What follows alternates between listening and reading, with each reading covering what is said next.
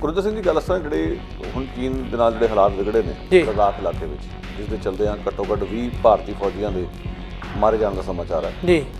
ਇਸ ਤੋਂ ਲੈ ਕੇ ਹਾਲਾਤ ਇੱਕਦਮ ਜਿਹੜੇ ਜ਼ਿਆਦਾ ਸਥਿਤੀ ਵਿਗੜ ਗਈ ਹੈ, ਜ਼ਿਆਦਾ ਭਿਆਨਕ ਹੋ ਚੁੱਕੀ ਹੈ। ਪਰ ਇਹ ਸਥਿਤੀ ਆਪਣੇ ਆਪ 'ਚ ਕੋਈ ਨਵੀਂ ਨਹੀਂ ਹੈ। ਜੇ ਤੁਸੀਂ ਇਸ ਦਾ ਥੋੜ੍ਹੀ ਜਿਹੀ ਪਿੱਠਭੂਮੀ ਵੱਲ ਜਾ ਕੇ ਦੇਖੋ, ਚੀਨ ਤੇ ਭਾਰਤ ਦੇ ਸੰਬੰਧ ਕਦੇ ਵੀ ਬਹੁਤੇ ਸੁਖਾਵੇਂ ਨਹੀਂ ਰਹੇ ਜੀ। ਇੱਕ ਵੱਡੀ ਜੰਗ ਲੜੀ ਜਾ ਚੁੱਕੀ ਹੈ। ਸੋ ਹੁਣ ਸਵਾਲ ਇਹ ਵੀ ਉੱਠਦਾ ਕਿ ਇਹ ਸਥਿਤੀ ਵਿਗੜ ਕਿਵੇਂ ਗਈ ਜਾਂ ਵਿਗੜਨ ਕਿਵੇਂ ਦਿੱਤੀ ਗਈ।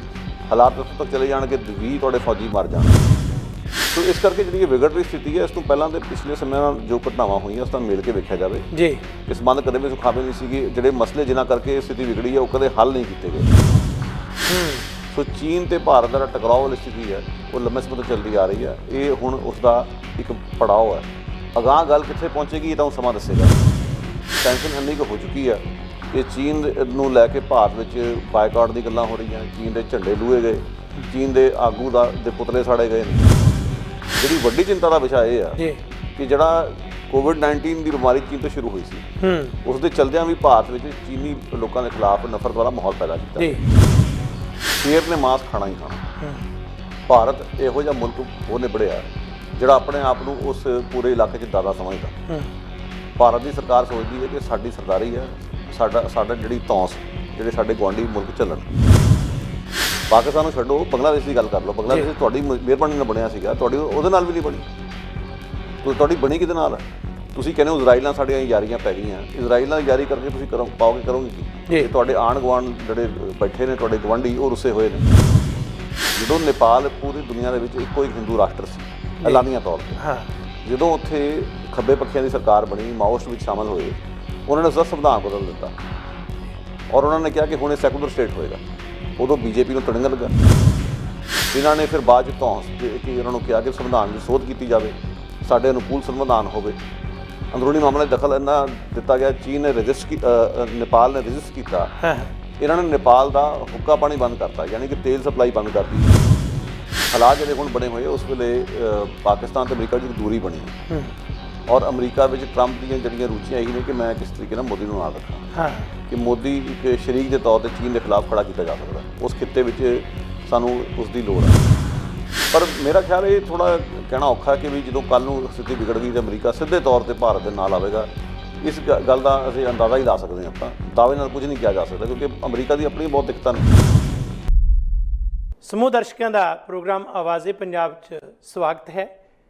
ਅੱਜ ਦੇ ਪ੍ਰੋਗਰਾਮ ਨੂੰ ਜੋ ਕਿ ਚੈਨਲ ਪੰਜਾਬੀ ਤੇ ਗਲੋਬਲ ਪੰਜਾਬ 'ਤੇ ਆਪ ਹਮੇਸ਼ਾ ਦੀ ਤਰ੍ਹਾਂ ਵੇਖ ਰਹੇ ਹੋ, ਖਾਸ ਵਿਸ਼ੇ 'ਤੇ ਕੇਂਦਰਿਤ ਕਰ ਰਹੇ ਹਾਂ। ਮੌਜੂਦਾ ਹਾਲਾਤ ਜਦੋਂ ਕੌਮਾਂਤਰੀ ਪੱਧਰ ਦੀ ਗੱਲ ਕਰੀਏ ਤਾਂ ਦੇਸ਼ਾਂ ਦੇ ਵਿੱਚ ਕੁੜੱਤਨਾਂ ਜਦੋਂ ਵੱਧਦੀਆਂ ਨੇ, ਜੰਗ ਦੇ ਹਾਲਾਤ ਪੈਦਾ ਹੁੰਦੇ ਨੇ, ਮੁਲਕਾਂ ਦੀ ਆਪਸ ਵਿੱਚ ਲੜਾਈ ਹੁੰਦੀ ਹੈ ਅਤੇ ਉਸ ਦੇ ਵਿੱਚ ਨੁਕਸਾਨ ਸਧਾਰਨ ਵਿਅਕਤੀਆਂ ਦਾ ਹੁੰਦਾ ਜਾਂ ਸਰਹੱਦਾਂ 'ਤੇ ਤਾਇਨਾਤ ਉਹਨਾਂ ਜਵਾਨਾਂ ਦਾ ਹੁੰਦਾ ਜਿਨ੍ਹਾਂ ਦੀ ਜ਼ਿੰਦਗੀ ਉਸ ਵੇਲੇ ਦਾਅ 'ਤੇ ਲੱਗੀ ਹੁੰਦੀ ਹੈ। ਇਸ ਵੇਲੇ ਜਦੋਂ ਅਸੀਂ ਗੱਲ ਕਰ ਰਹੇ ਹਾਂ, ਨਾਜ਼ੁਕ ਹਾਲਾਤ ਨੇ ਭਾਰਤ ਬਨਾਮ ਚਾਈਨਾ ਦੇ, ਜਿਨ੍ਹਾਂ ਨੂੰ ਲੈ ਕੇ ਕਾਫੀ ਲੋਕ ਦੁਨੀਆ ਭਰ ਜਿੱਥੇ ਜਿੱਥੇ ਵੀ ਇੰਡੀਅਨ ਡਾਇਸਪੋਰਾ ਨਾਲ ਸੰਬੰਧਿਤ ਨੇ ਉਹ ਫਿਕਰਮੰਦ ਨੇ।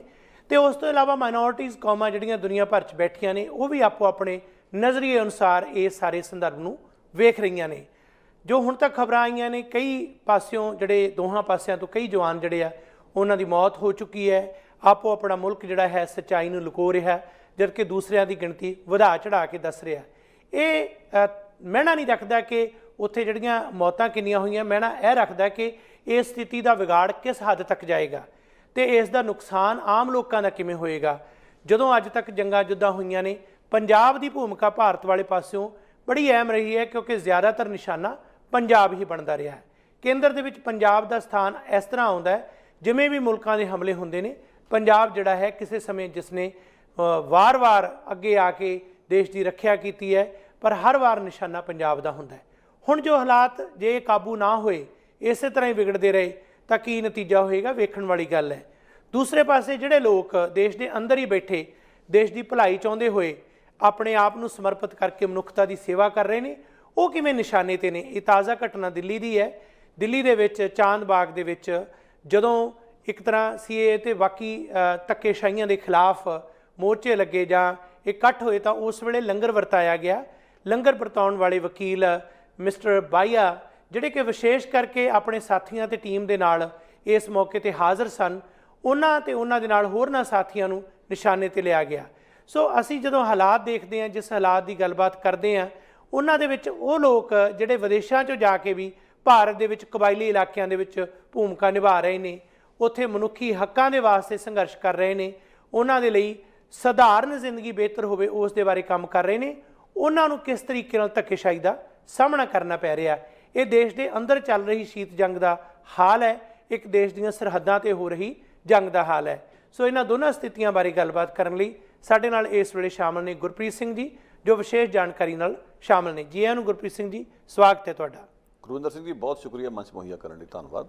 ਧੰਨਵਾਦ ਜੀ। ਗੁਰਪ੍ਰੀਤ ਸਿੰਘ ਜੀ, ਜਦੋਂ ਅਸੀਂ ਆ ਪਿਛਲੇ 2-3 ਦਿਨਾਂ ਤੋਂ ਭਾਰਤ ਬਨਾਮ ਚਾਈਨਾ ਦੇ ਹਾਲਾਤ ਦੇਖ ਰਹੇ ਹਾਂ, ਤਾਂ ਸੰਸਾਰ ਭਰ ਦੇ ਵਿੱਚ ਜਿੱਥੇ ਜਿੱਥੇ ਵੀ ਲੋਕ ਬੈਠੇ ਨੇ ਉਹ ਸੋਚਦੇ ਨੇ ਕਿ ਦਿਨ ਬ ਦਿਨ ਹਾਲਾਤ ਵਿਗੜ ਰਹੇ ਨੇ, ਬੱਤਰ ਹੋ ਰਹੇ ਨੇ। ਸੋ ਹੁਣ ਜੋ ਇਹ ਪਿਛਲੀ ਘਟਨਾਕ੍ਰਮ ਨੂੰ ਲੈ ਕੇ ਹੁਣ ਤੱਕ ਦੀ ਜੋ ਡਿਵੈਲਪਮੈਂਟ ਹੈ, ਉਸ ਬਾਰੇ ਪਹਿਲਾਂ ਥੋੜ੍ਹੀ ਰੌਸ਼ਨੀ ਪਾਓ। ਗੁਰਵਿੰਦਰ ਸਿੰਘ ਜੀ, ਗੱਲ ਅਸਾਂ ਜਿਹੜੇ ਹੁਣ ਚੀਨ ਦੇ ਨਾਲ ਜਿਹੜੇ ਹਾਲਾਤ ਵਿਗੜੇ ਨੇ ਲਦਾਖ ਇਲਾਕੇ ਵਿੱਚ, ਜਿਸ ਦੇ ਚੱਲਦਿਆਂ ਘੱਟੋ ਘੱਟ 20 ਭਾਰਤੀ ਫੌਜੀਆਂ ਦੇ ਮਾਰੇ ਜਾਣ ਦਾ ਸਮਾਚਾਰ ਹੈ ਜੀ। ਇਸ ਨੂੰ ਲੈ ਕੇ ਹਾਲਾਤ ਇੱਕਦਮ ਜਿਹੜੇ ਜ਼ਿਆਦਾ ਸਥਿਤੀ ਵਿਗੜ ਗਈ ਹੈ, ਜ਼ਿਆਦਾ ਭਿਆਨਕ ਹੋ ਚੁੱਕੀ ਹੈ। ਪਰ ਇਹ ਸਥਿਤੀ ਆਪਣੇ ਆਪ 'ਚ ਕੋਈ ਨਵੀਂ ਨਹੀਂ ਹੈ। ਜੇ ਤੁਸੀਂ ਇਸ ਦਾ ਥੋੜ੍ਹੀ ਜਿਹੀ ਪਿੱਠਭੂਮੀ ਵੱਲ ਜਾ ਕੇ ਵੇਖੋ, ਚੀਨ ਤੇ ਭਾਰਤ ਦੇ ਸੰਬੰਧ ਕਦੇ ਵੀ ਬਹੁਤੇ ਸੁਖਾਵੇਂ ਨਹੀਂ ਰਹੇ ਜੀ। ਇੱਕ ਵੱਡੀ ਜੰਗ ਲੜੀ ਜਾ ਚੁੱਕੀ ਹੈ, ਸੋ ਉਸ ਦੇ ਵਿੱਚ ਭਾਰਤ ਨੂੰ ਸ਼ਿਕਸਤ ਦਾ ਮੂੰਹ ਵੇਖਣਾ ਪਿਆ ਜੀ। ਸੋ ਤਣਾਅ ਲੰਬੇ ਸਮੇਂ ਤੋਂ ਜਾਰੀ ਹੈ, ਖਾਸ ਤੌਰ ਤੇ ਜਿਹੜਾ ਸਰਹੱਦਾਂ ਦਾ ਮਾਮਲਾ, ਇਲਾਕਿਆਂ ਦਾ ਮਾਮਲਾ, ਉਸ ਨੂੰ ਲੈ ਕੇ ਲੰਬੇ ਸਮੇਂ ਤੋਂ ਤਣਾਅ ਜਾਰੀ ਹੈ। ਸੋ ਇਹ ਆਪਣੇ ਆਪ 'ਚ ਕੋਈ ਨਵੀਂ ਗੱਲ ਨਹੀਂ ਹੈ। ਦੂਜੀ ਗੱਲ, ਇਹ ਲਦਾਖ ਵਿੱਚ ਜੋ ਅਸੀਂ ਰਿਪੋਰਟਾਂ ਕਹਿ ਰਹੀਆਂ ਨੇ ਕਿ ਚੀਨ ਵੱਲੋਂ ਘੁਸਪੈਠ ਹੋਈ ਹੈ, ਜਾਂ ਚੀਨੀ ਫੌਜੀਆਂ ਨੇ ਹੱਦਾਂ ਦੇ ਆ ਕੇ ਉਹਨਾਂ ਇਲਾਕਿਆਂ ਨੂੰ ਆਪਣੇ ਅਧੀਨ ਕੀਤਾ ਜਿਹੜੇ ਭਾਰਤ ਕਹਿੰਦਾ ਕਿ ਸਾਡੇ ਨੇ, ਇਹ ਵੀ ਕੋਈ ਨਵੀਂ ਗੱਲ ਨਹੀਂ। ਕਿਉਂਕਿ ਲਦਾਖ ਦੇ ਲੋਕ ਲੰਬੇ ਸਮੇਂ ਤੋਂ ਸਰਕਾਰ ਨੂੰ ਸੂਚਿਤ ਕਰ ਰਹੇ ਕਿ ਅਸੀਂ ਕੋਈ ਐਕਟੀਵਿਟੀ ਵੇਖ ਰਹੇ ਹਾਂ, ਜੇ ਕੁਝ ਕੀਤਾ ਜਾਵੇ ਅਸੀਂ ਆਪਣੇ ਆਪ ਨੂੰ ਬੜਾ ਅਣਸੁਰੱਖਿਅਤ ਮਹਿਸੂਸ ਕਰ ਰਹੇ ਹਾਂ। ਸੋ ਹੁਣ ਸਵਾਲ ਇਹ ਵੀ ਉੱਠ ਰਿਹਾ ਕਿ ਇਹ ਸਥਿਤੀ ਵਿਗੜ ਕਿਵੇਂ ਗਈ, ਜਾਂ ਵਿਗੜਨ ਕਿਵੇਂ ਦਿੱਤੀ ਗਈ। ਹਾਲਾਤ ਇੱਥੋਂ ਤੱਕ ਚਲੇ ਜਾਣ ਕਿ 20 ਤੁਹਾਡੇ ਫੌਜੀ ਮਰ ਜਾਣ। ਸੋ ਇਸ ਕਰਕੇ ਜਿਹੜੀ ਇਹ ਵਿਗੜ ਰਹੀ ਸਥਿਤੀ ਹੈ, ਇਸ ਤੋਂ ਪਹਿਲਾਂ ਦੇ ਪਿਛਲੇ ਸਮੇਂ ਨਾਲ ਜੋ ਘਟਨਾਵਾਂ ਹੋਈਆਂ ਉਸ ਨਾਲ ਮਿਲ ਕੇ ਵੇਖਿਆ ਜਾਵੇ ਜੀ ਕਿ ਸੰਬੰਧ ਕਦੇ ਵੀ ਸੁਖਾਵੇਂ ਨਹੀਂ ਸੀਗੇ। ਜਿਹੜੇ ਮਸਲੇ ਜਿਨ੍ਹਾਂ ਕਰਕੇ ਇਹ ਸਥਿਤੀ ਵਿਗੜੀ ਹੈ ਉਹ ਕਦੇ ਹੱਲ ਨਹੀਂ ਕੀਤੇ ਗਏ। ਸੋ ਚੀਨ ਤੇ ਭਾਰਤ ਦਾ ਟਕਰਾਅ ਵਾਲੀ ਸਥਿਤੀ ਹੈ, ਉਹ ਲੰਬੇ ਸਮੇਂ ਤੋਂ ਚੱਲਦੀ ਆ ਰਹੀ ਹੈ। ਇਹ ਹੁਣ ਉਸ ਦਾ ਇੱਕ ਪੜਾਅ ਹੈ। ਅਗਾਂਹ ਗੱਲ ਕਿੱਥੇ ਪਹੁੰਚੇਗੀ ਇਹ ਤਾਂ ਹੁਣ ਸਮਾਂ ਦੱਸੇਗਾ, ਪਰ ਫਿਲਹਾਲ ਟੈਨਸ਼ਨ ਇੰਨੀ ਕੁ ਹੋ ਚੁੱਕੀ ਹੈ ਕਿ ਚੀਨ ਨੂੰ ਲੈ ਕੇ ਭਾਰਤ ਵਿੱਚ ਬਾਈਕਾਟ ਦੀ ਗੱਲਾਂ ਹੋ ਰਹੀਆਂ, ਚੀਨ ਦੇ ਝੰਡੇ ਲੂਏ ਗਏ, ਚੀਨ ਦੇ ਆਗੂ ਦੇ ਪੁਤਲੇ ਸਾੜੇ ਗਏ ਨੇ। ਸੋ ਇਸ ਕਿਸਮ ਦੇ ਹਾਲਾਤ ਉੱਥੇ ਬਣੇ ਹੋਏ ਆ। ਜਿਹੜੀ ਵੱਡੀ ਚਿੰਤਾ ਦਾ ਵਿਸ਼ਾ ਇਹ ਆ ਕਿ ਜਿਹੜਾ ਕੋਵਿਡ-19 ਦੀ ਬਿਮਾਰੀ ਚੀਨ ਤੋਂ ਸ਼ੁਰੂ ਹੋਈ ਸੀ, ਉਸ ਦੇ ਚਲਦਿਆਂ ਵੀ ਭਾਰਤ ਵਿੱਚ ਚੀਨੀ ਲੋਕਾਂ ਦੇ ਖਿਲਾਫ ਨਫ਼ਰਤ ਵਾਲਾ ਮਾਹੌਲ ਪੈਦਾ ਕੀਤਾ। ਉੱਤਰੀ ਪੂਰਬੀ ਰਾਜਾਂ ਦੇ ਲੋਕ ਜਿਹਨਾਂ ਦੇ ਨੈਣ ਨਕਸ਼ ਚੀਨੀ ਲੋਕਾਂ ਨਾਲ ਮੇਲ ਖਾਂਦੇ ਨੇ, ਉਹਨਾਂ ਨੂੰ ਚੀਨੀ ਦੱਸ ਕੇ ਉਹਨਾਂ ਦੀ ਬੇਇੱਜ਼ਤੀ ਕੀਤੀ ਗਈ। ਸੋ ਮੈਨੂੰ ਇਹ ਲੱਗਦਾ ਕਿ ਇਹ ਜਿਹੜੇ ਮੌਜੂਦਾ ਹਾਲਾਤ ਨੇ, ਉਸ ਦਾ ਫਿਰ ਅੰਦਰੂਨੀ ਤੌਰ 'ਤੇ ਜਿਹੜਾ ਅਸਰ ਪੈਣਾ, ਜਾਂ ਦੁਬਾਰਾ ਇੱਕ ਨਫ਼ਰਤ ਦੀ ਸਿਆਸਤ ਜਿਹੜੀ ਵਧੇਗੀ ਉੱਥੇ, ਉਸ ਕਿਸਮ ਦੇ ਹਾਲਾਤ ਬਣਦੇ ਨਜ਼ਰ ਆ ਰਹੇ, ਜਿਹੜੇ ਆਪਣੇ ਆਪ 'ਚ ਬਹੁਤ ਭਿਆਨਕ ਤੇ ਵਿਸਫੋਟਕ ਨੇ। ਜਦੋਂ ਅਸੀਂ ਦੇਖਦੇ ਹਾਂ ਚੀਨ ਤੇ ਪਾਕਿਸਤਾਨ ਜਾਂ ਨੇਪਾਲ ਭਾਰਤ ਦੇ ਗੁਆਂਢੀ ਮੁਲਕ ਨੇ, ਚੀਨ ਦੀ ਗੱਲ ਕਰਦੇ ਕਰਦੇ ਹੀ ਅਸੀਂ ਜੇਕਰ ਨੇਪਾਲ ਵੱਲ ਨੂੰ ਜਾਈਏ ਤਾਂ ਨੇਪਾਲ ਨੇ ਅਜੇ ਕੁਝ ਦਿਨ ਪਹਿਲਾਂ ਹੀ ਆਪਣੇ ਪਾਰਲੀਮੈਂਟ ਦੇ ਵਿੱਚ ਮਤੇ ਪਾਸ ਕੀਤੇ। ਇੱਕ ਸੜਕ ਨੂੰ ਲੈ ਕੇ ਇਸ਼ੂ ਹੋਇਆ, ਤੇ ਉਸ ਤੋਂ ਇਲਾਵਾ ਹੋਰ ਜਿਹੜੇ ਮੁੱਦੇ ਟਕਰਾਓ ਦੇ ਬਣੇ, ਉਹਨਾਂ ਨੇ ਆਪਣਾ ਜਿਹੜਾ ਬਿਗਲ ਵਜਾ ਦਿੱਤਾ ਭਾਰਤ ਦੇ ਖਿਲਾਫ। ਉਹ ਬਿਆਨਬਾਜ਼ੀ ਕਾਫੀ ਤਿੱਖੀ ਸੀ। ਉਸ ਤੋਂ ਬਾਅਦ ਭਾਰਤ ਦੇ ਗ੍ਰਹਿ ਮੰਤਰੀ ਰਾਜਨਾਥ ਸਿੰਘ ਨੇ ਬਚਾਓ ਕਰਦਿਆਂ ਕਿਹਾ ਕਿ ਇਹਨਾਂ ਦਾ ਸੰਬੰਧ ਤਾਂ ਸਾਡੇ ਨਾਲ ਡੂੰਘਾ ਹੈ, ਇਸ ਦੁਨੀਆ ਦਾ ਵੀ ਹੈ, ਅਗਲੀ ਦੁਨੀਆ ਦਾ ਵੀ ਹੈ। ਅਸੀਂ ਇਹਨਾਂ ਦੇ ਨਾਲ ਬਹੁਤ ਚੰਗੇ ਸੁਖਾਵੇਂ ਸੰਬੰਧ ਬਣਾਉਣ ਦੇ ਇੱਛੁਕ ਹਾਂ, ਪਰ ਉਹ ਇਸ ਦੇ ਖਿਲਾਫ ਜਿਹੜੇ ਇਸ ਵੇਲੇ ਆਪਣੀ ਆਵਾਜ਼ ਬੁਲੰਦ ਕਰ ਰਹੇ ਨੇ। ਸੋ ਜਦੋਂ ਇਹ ਨੇਪਾਲ ਦੀ ਵੀ ਅਸੀਂ ਗੱਲ ਦੇਖਦੇ ਹਾਂ, ਕੀ ਕਾਰਨ ਹੈ ਕਿ ਲਗਾਤਾਰ ਗੁਆਂਢੀਆਂ ਦੇ ਨਾਲ ਇਹ ਵਿਗੜ ਰਹੇ ਸੰਬੰਧ, ਹਾਲਾਤ ਦਿਨ ਬ ਦਿਨ ਖਰਾਬ ਹੋ ਰਹੇ ਨੇ? ਸਮੱਸਿਆ ਦੀ ਜੜ ਬੜੀ ਸਿੱਧੀ ਜੀ ਹੈ ਗੁਰਵਿੰਦਰ ਸਿੰਘ ਜੀ, ਸ਼ੇਰ ਨੇ ਮਾਸ ਖਾਣਾ ਹੀ ਖਾਣਾ। ਭਾਰਤ ਇਹੋ ਜਿਹਾ ਮੁਲਕ ਹੋ ਨਿਬੜਿਆ ਜਿਹੜਾ ਆਪਣੇ ਆਪ ਨੂੰ ਉਸ ਪੂਰੇ ਇਲਾਕੇ 'ਚ ਦਾਦਾ ਸਮਝਦਾ।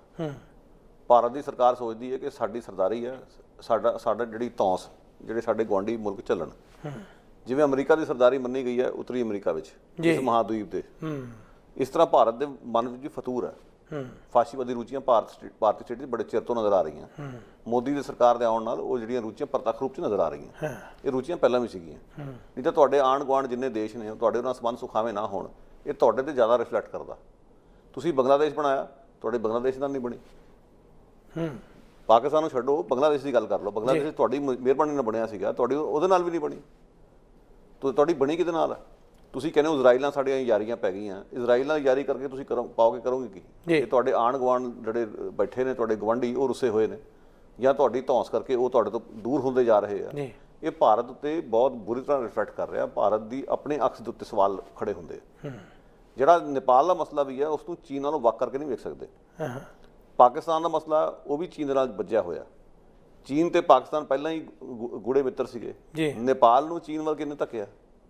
ਜਦੋਂ ਨੇਪਾਲ ਪੂਰੀ ਦੁਨੀਆ ਦੇ ਵਿੱਚ ਇੱਕੋ ਇੱਕ ਹਿੰਦੂ ਰਾਸ਼ਟਰ ਸੀ ਐਲਾਨੀਆਂ ਤੌਰ ਤੇ, ਜਦੋਂ ਉੱਥੇ ਖੱਬੇ ਪੱਖੀਆਂ ਦੀ ਸਰਕਾਰ ਬਣੀ, ਮਾਓਇਸਟ ਵਿੱਚ ਸ਼ਾਮਲ ਹੋਏ, ਉਹਨਾਂ ਨੇ ਉਸਦਾ ਸੰਵਿਧਾਨ ਬਦਲ ਦਿੱਤਾ ਔਰ ਉਹਨਾਂ ਨੇ ਕਿਹਾ ਕਿ ਹੁਣ ਇਹ ਸੈਕੂਲਰ ਸਟੇਟ ਹੋਏਗਾ।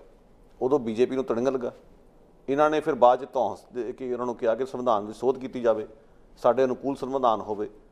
ਅੰਦਰੂਨੀ ਮਾਮਲੇ ਦਖਲ ਇੰਨਾ ਦਿੱਤਾ ਗਿਆ। ਚੀਨ ਨੇ ਨੇਪਾਲ ਨੇ ਰਜਿਸਟ ਕੀਤਾ। ਇਹਨਾਂ ਨੇ ਨੇਪਾਲ ਦਾ ਹੁੱਕਾ ਪਾਣੀ ਬੰਦ ਕਰਤਾ, ਯਾਨੀ ਕਿ ਤੇਲ ਸਪਲਾਈ ਬੰਦ ਕਰਤੀ, ਬੜਾ ਕੁਝ, ਖੁਰਾਕ ਜਾਣੀ ਬੰਦ ਹੋ ਗਈ, ਜਿਸ ਦੇ ਚਲਦਿਆਂ ਨੇਪਾਲ ਮਜਬੂਰ ਹੋਇਆ ਕਿ ਚੀਨ ਦੇ ਉੱਤੇ ਜਾ ਕੇ ਨਿਰਭਰ ਹੋਵੇ। ਸੋ ਨੇਪਾਲ ਨੂੰ ਵੀ ਇਹਨਾਂ ਨੇ ਉੱਧਰ ਚੀਨ ਵੱਲ ਆਪ ਧੱਕਿਆ। ਇਹਨਾਂ ਦੀ ਆਪਣੀਆਂ ਨੀਤੀਆਂ ਨੇ। ਜਦੋਂ ਕਿਸੇ ਮੁਲਕ ਦੀ ਸਰਕਾਰ ਦੇ ਮਨ 'ਚ ਇਹ ਹੋਵੇ ਕਿ ਮੈਂ ਹੀ, ਮੇਰੀ ਸੁਪਰ ਪਾਵਰ ਹੈ ਤੇ ਮੈਂ ਹੀ ਸੁਪਰ ਪਾਵਰ ਬਣਨਾ ਆ ਤੇ ਆਂਢ ਗੁਆਂਢ ਦੇ ਲੋਕਾਂ ਨੂੰ ਟਿੱਚ ਜਾਣੇ, ਤੇ ਹਾਲਾਤ ਇਹੋ ਜਿਹੇ ਬਣਨਗੇ। ਹੁਣ ਉਹ ਸਾਰੇ ਇਕੱਠੇ ਹੋਏ ਨੇਪਾਲ, ਚੀਨ ਤੇ ਪਾਕਿਸਤਾਨ ਉਸ ਇਕੁਏਸ਼ਨ ਦੇ ਵਿੱਚ ਇਕੱਠੇ ਨੇ ਜੀ। ਬੰਗਲਾਦੇਸ਼ ਦੇ ਨਾਲ ਵੀ ਨਹੀਂ ਇਹਨਾਂ ਦੀ ਬਣੀ, ਸ਼੍ਰੀਲੰਕਾ ਨਾਲ ਵੀ ਨਹੀਂ ਸੀ ਬਣੀ। ਹੁਣ ਵੱਖਰੀ ਗੱਲ ਹੋਈ ਹੈ ਕਿ ਸ਼੍ਰੀਲੰਕਾ ਵਿੱਚ ਕੱਟੜਪੰਥੀ ਬੋਧੀ ਸਰਕਾਰ ਹੈ ਜੀ, ਜਿਸ ਦੀਆਂ ਕੁਝ ਰੁਚੀਆਂ ਮੋਦੀ ਸਰਕਾਰ ਦੀਆਂ ਰੁਚੀਆਂ ਨਾਲ ਮੇਲ ਖਾਂਦੀਆਂ, ਇਸਲਾਮਿਕ ਐਕਸਟ੍ਰੀਮਿਜ਼ਮ ਦੇ ਟਾਕਰੇ ਦੇ। ਹਾਂਜੀ। ਸੋ ਮੁਸਲਮਾਨਾਂ ਨੂੰ ਖੁੰਝੇ ਲਾਉਣ ਲਈ ਜਿਹੜੀ ਸਿਆਸਤ ਉੱਥੇ ਚੱਲ ਰਹੀ ਆਪਣਾ ਸ਼੍ਰੀਲੰਕਾ 'ਚ, ਉਹੀ ਭਾਰਤ ਚੱਲ ਰਹੀ ਹੈ। ਉਸ ਕਰਕੇ ਉਹਨਾਂ ਦਾ ਇੱਕ ਨਾਤਾ ਜਿਹਾ ਬਣ ਗਿਆ। ਪਰ ਬਣੀ ਤੇ ਸ਼੍ਰੀਲੰਕਾ ਨਾਲ ਵੀ ਕਦੇ ਨਹੀਂ ਸੀਗੀ। ਸ਼੍ਰੀਲੰਕਾ ਦੇ ਵਿੱਚ ਪਹਿਲਾਂ ਤੁਸੀਂ ਕਿਸੇ ਸਟੇਜ 'ਤੇ ਆ ਕੇ ਤਾਮਿਲਾਂ ਨੂੰ ਆਪ ਹਥਿਆਰਬੰਦ ਕਰਦੇ ਰਹੇ, ਮੁੜ ਕੇ ਤੁਸੀਂ ਉਹਨਾਂ ਦਾ ਖੁਰਾ ਖੋਜ ਮਿਟਾਉਣ ਲਈ ਉੱਥੇ ਫੌਜਾਂ ਭੇਜਤੀਆਂ। ਸੋ ਸ਼੍ਰੀਲੰਕਾ ਹੋਇਆ ਜਾਂ ਆਹ ਜਿਹੜੇ ਦੇਸ਼ ਹੋਏ, ਹਰ ਥਾਂ ਤੇ ਭਾਰਤ ਨੇ ਉਸ ਤਰ੍ਹਾਂ ਦੀ ਬੁਰਸ਼ਾਗਰਦੀ ਕੀਤੀ ਹੈ, ਜਿਸ ਦੇ ਕਰਕੇ ਵਿਦੇਸ਼ ਨੀਤੀ ਦੇ ਵਿੱਚ ਜਿਸ ਕਿਸਮ ਦੀ ਖੱਟੀ ਕਮਾਈ ਉਹਨਾਂ ਨੇ ਕੀਤੀ ਹੈ, ਉਹਦੇ ਲੱਛਣ ਨੇ ਆ ਬੜੇ। ਸੋ ਚਾਹੇ ਅੱਜ ਸਰਹੱਦਾਂ ਤੇ ਕੁਝ ਹੋ ਰਿਹਾ ਚੀਨ ਦੇ ਨਾਲ, ਜਾਂ ਪਾਕਿਸਤਾਨ ਵਿੱਚ ਜਿਹੜੇ 2 ਡਰਾਈਵਰ ਉੱਥੇ ਉਹਨਾਂ ਨੇ ਫੜੇ ਗਏ ਭਾਰਤੀ ਸਰਕਾਰ ਦੇ, ਜਾਂ ਜੋ ਨੇਪਾਲ ਦੀ ਜਿਹੜੀ ਜਿਸ ਤਰ੍ਹਾਂ ਦਾ ਪ੍ਰਤੀਕਰਮ ਆ ਰਿਹਾ, ਇਹ ਸਾਰਾ ਉਸੇ ਵੱਡੀ ਜੀਓਪੋਲੀਟੀਕਲ ਜਿਹੜੀ ਉਹਨਾਂ ਦੀਆਂ ਵਿਦੇਸ਼ ਨੀਤੀਆਂ ਨੇ, ਉਸ ਦੇ ਲੱਛਣ ਨੇ। ਜੇ ਆਪਾਂ ਥੋੜ੍ਹਾ ਜਿਹਾ ਪਿੱਛੇ ਜਾਈਏ ਤਾਂ 1962, 65, 71 ਅਸੀਂ ਸਮੇਂ ਦੀਆਂ ਜੰਗਾਂ ਦੀ ਗੱਲ ਕਰੀਏ। ਸੋ ਦੇਸ਼ ਭਾਰਤ ਵੰਡਿਆ ਗਿਆ, ਪਾਕਿਸਤਾਨ ਵੀ ਬਣ ਗਿਆ, ਭਾਰਤ ਅਲੱਗ ਜਿਹੜਾ ਬਣ ਗਿਆ, ਦੋਨਾਂ ਮੁਲਕਾਂ ਦੇ ਆਪੋ ਆਪਣੇ ਹਿੱਤ ਬਣ ਗਏ। ਪਰ ਜਿਸ ਤਰੀਕੇ ਨਾਲ ਉਸ ਵੇਲੇ ਪਾਕਿਸਤਾਨ ਦੀਆਂ ਲੜਾਈਆਂ 2 ਹੋਈਆਂ ਜਾਂ ਚੀਨ ਦੇ ਨਾਲ ਇੱਕ ਲੜਾਈ ਹੋਈ, ਉਹ ਲੜਾਈ ਦਾ ਮੁੱਦਾ ਉਸ ਵੇਲੇ ਜਿਵੇਂ ਅੱਜ ਬੀਜੇਪੀ ਦੀ ਸਰਕਾਰ ਹੈ, ਇਸ ਦੀ ਹੋਂਦ ਨਹੀਂ ਸੀ। ਜਨਸੰਘ ਕਿਸੇ ਵੱਖਰੇ ਰੂਪ 'ਚ ਤਾਂ ਜ਼ਰੂਰ ਸੀ, ਚਾਹੇ ਉਹ RSS ਦਾ ਆਪਣੇ ਏਜੰਡੇ ਚੱਲ ਰਹੇ ਸਨ, ਪਰ ਉਸ ਵੇਲੇ ਕਾਂਗਰਸ ਦੀ ਸਰਕਾਰ ਸੀ ਤੇ ਉਹਨਾਂ ਨੂੰ ਲੈ ਕੇ ਲਗਾਤਾਰ ਜਿਹੜੀ ਹੈ ਇਹ ਆਪਸ ਵਿੱਚ ਕਸ਼ਮਕਸ਼ ਚੱਲਦੀ ਰਹੀ ਤੇ ਉਸ ਦੇ ਨਾਲ ਬਹੁਤ ਸਾਰਾ ਨੁਕਸਾਨ ਵੀ ਹੋਇਆ। ਪਰ ਪੰਜਾਬ ਫਿਰ ਉਸ ਵੇਲੇ ਚਾਹੇ ਜੰਗਾਂ ਯੁੱਧਾਂ ਦੇ ਵਿੱਚ ਸੀ ਜਾਂ ਪੰਜਾਬੀ ਜਰਨੈਲ ਸਨ ਜਿਨ੍ਹਾਂ ਦੀ ਅਸੀਂ ਗੱਲ ਕਰਦੇ ਹਾਂ, ਉਹਨਾਂ ਨੂੰ ਮੋਹਰੀ ਰੱਖਿਆ ਗਿਆ, ਚਾਹੇ ਉਹ ਬੰਗਲਾਦੇਸ਼ ਵਿੱਚ ਜਨਰਲ ਅਰੋੜਾ ਸਨ ਜਾਂ ਮੁਕਤੀ ਬਾਹਿਨੀ ਦੇ ਵਿੱਚ ਜਨਰਲ ਸ਼ਫੀਕ ਸਿੰਘ ਸਨ, ਜਾਂ ਇਸ ਤਰ੍ਹਾਂ ਹੋਰ ਜਿਹੜੇ ਆ। ਹੁਣ ਜਦੋਂ ਅਸੀਂ ਇਹ ਸਾਰਾ ਕੁਝ ਦੇਖਦੇ ਹਾਂ ਕਿ ਪਿਛਲੀਆਂ ਜੰਗਾਂ ਵੇਲੇ ਜਿਹੜੀ ਭਾਰਤ ਦੀ ਨੀਤੀ ਸੀ, ਕਦੇ ਨੂੰ ਕਹਿੰਦੇ ਸੀ ਭਾਰਤ ਦੀ ਗੁੱਟ ਨਿਰਲੇਪ ਨੀਤੀ ਹੈ, ਪਰ ਲੱਗਦਾ ਕਿ ਗੁੱਟ ਨਿਰਲੇਪ ਨੀਤੀ ਸਹੀ ਅਰਥਾਂ 'ਚ ਸੀ। ਗੁੱਟ ਨਿਰਲੇਪ ਨੀਤੀ ਦਾ ਜਲੂਸ ਨਿਕਲ ਚੁੱਕਾ ਚੰਗੇ ਤਰੀਕੇ ਨਾਲ। ਜਦੋਂ ਤੁਸੀਂ ਪਹਿਲਾਂ ਹੀ ਹੁਣ ਜਿਵੇਂ ਅਮਰੀਕਾ ਦੇ ਨਾਲ ਤੁਸੀਂ ਤੁਰੇ ਫਿਰਦੇ ਹੋ ਜੀ, ਹੁਣ ਹੋਇਆ ਕੀ ਹੈ ਤਾਜ਼ਾ ਸਥਿਤੀ ਵਿੱਚ COVID-19 ਦੇ ਚਲਦਿਆਂ ਭਾਰਤ ਨੂੰ ਇਹ ਕਿਧਰੇ ਲੱਗਾ ਕਿ ਸ਼ਾਇਦ ਅਸੀਂ ਹੁਣ ਦੁਨੀਆ 'ਚ ਬਹੁਤ ਵਿਸ਼ਵ ਗੁਰੂ ਬਣ ਕੇ ਉੱਭਰਾਂਗੇ। ਹਾਂਜੀ, ਕਿਉਂਕਿ ਅਮਰੀਕਾ 'ਚ ਸਭ ਤੋਂ ਵੱਧ ਮੌਤਾਂ ਹੋਈਆਂ ਨੇ, ਚੀਨ ਤੋਂ ਬਿਮਾਰੀ ਸ਼ੁਰੂ ਹੋਈ ਹੈ ਔਰ ਚੀਨ ਤੇ ਅਮਰੀਕਾ ਦੀ ਪਹਿਲਾਂ ਹੀ ਆਪਸੀ ਲਾਗਡਾਟ ਸੀ, ਪਰ ਉਹਨਾਂ ਦੀ ਮਿਸਕੈਲਕੂਲੇਸ਼ਨ ਨਿਕਲੀ ਹੈ। ਉਧਰੋਂ ਅਮਰੀਕਾ ਨੂੰ ਲੱਗਾ ਕਿ ਅਸੀਂ ਵੀ ਭਾਰਤ ਨੂੰ ਇੱਕ ਸ਼ਰੀਕ ਦੇ ਤੌਰ ਤੇ ਚੀਨ ਦੇ ਖਿਲਾਫ ਖੜਾ ਕਰ ਸਕਦੇ ਹਾਂ, ਪਰ ਲੈਣੇ ਤੇ ਦੇਣੇ ਪੈ ਗਏ ਉੱਥੇ। ਹਾਲਾਤ ਜਿੱਦਾਂ ਦੇ ਬਣਦੇ ਜਾ ਰਹੇ ਨੇ ਉਸ ਦੇ ਨਾਲ ਭਾਰਤ ਨੂੰ, ਹੁਣ ਦੇਖੋ ਭਾਰਤ ਵਿੱਚ ਇਸ ਸਮੇਂ ਆਪੋਜੀਸ਼ਨ ਬਹੁਤ ਦਬਾਅ ਪਾ ਰਹੀ ਮੋਦੀ ਤੇ, ਇੱਕ ਤਰੀਕੇ ਦਾ ਟੈਸਟ ਕਰ ਰਹੀ ਹੈ, ਟੀਜ਼ ਵੀ ਕਰ ਰਹੀ ਹੈ ਕਿ 56 ਦੀ ਛਾਤੀ ਮੋਦੀ ਦੀ ਕਿੱਥੇ ਗਈ ਅੱਜ ਮੋਦੀ ਚੀਨ ਨੂੰ ਅੱਖਾਂ ਕਿਉਂ ਨਹੀਂ ਵਿਖਾਉਂਦਾ ਜਿਵੇਂ ਪਾਕਿਸਤਾਨ ਨੂੰ ਵਿਖਾਉਂਦਾ। ਹਾਲਾਂਕਿ ਮੈਂ ਨਿੱਜੀ ਤੌਰ ਤੇ ਇਸ ਕਿਸਮ ਦੀ ਗੱਲ ਨਾਲ ਸਹਿਮਤ ਨਹੀਂ। ਉਹਦਾ ਕਾਰਨ ਹੈ ਕਿ ਜਿਹੜਾ ਰਾਸ਼ਟਰਵਾਦ ਹੈ ਇਹ ਮਸਲੇ ਦਾ ਹੱਲ ਨਹੀਂਗਾ।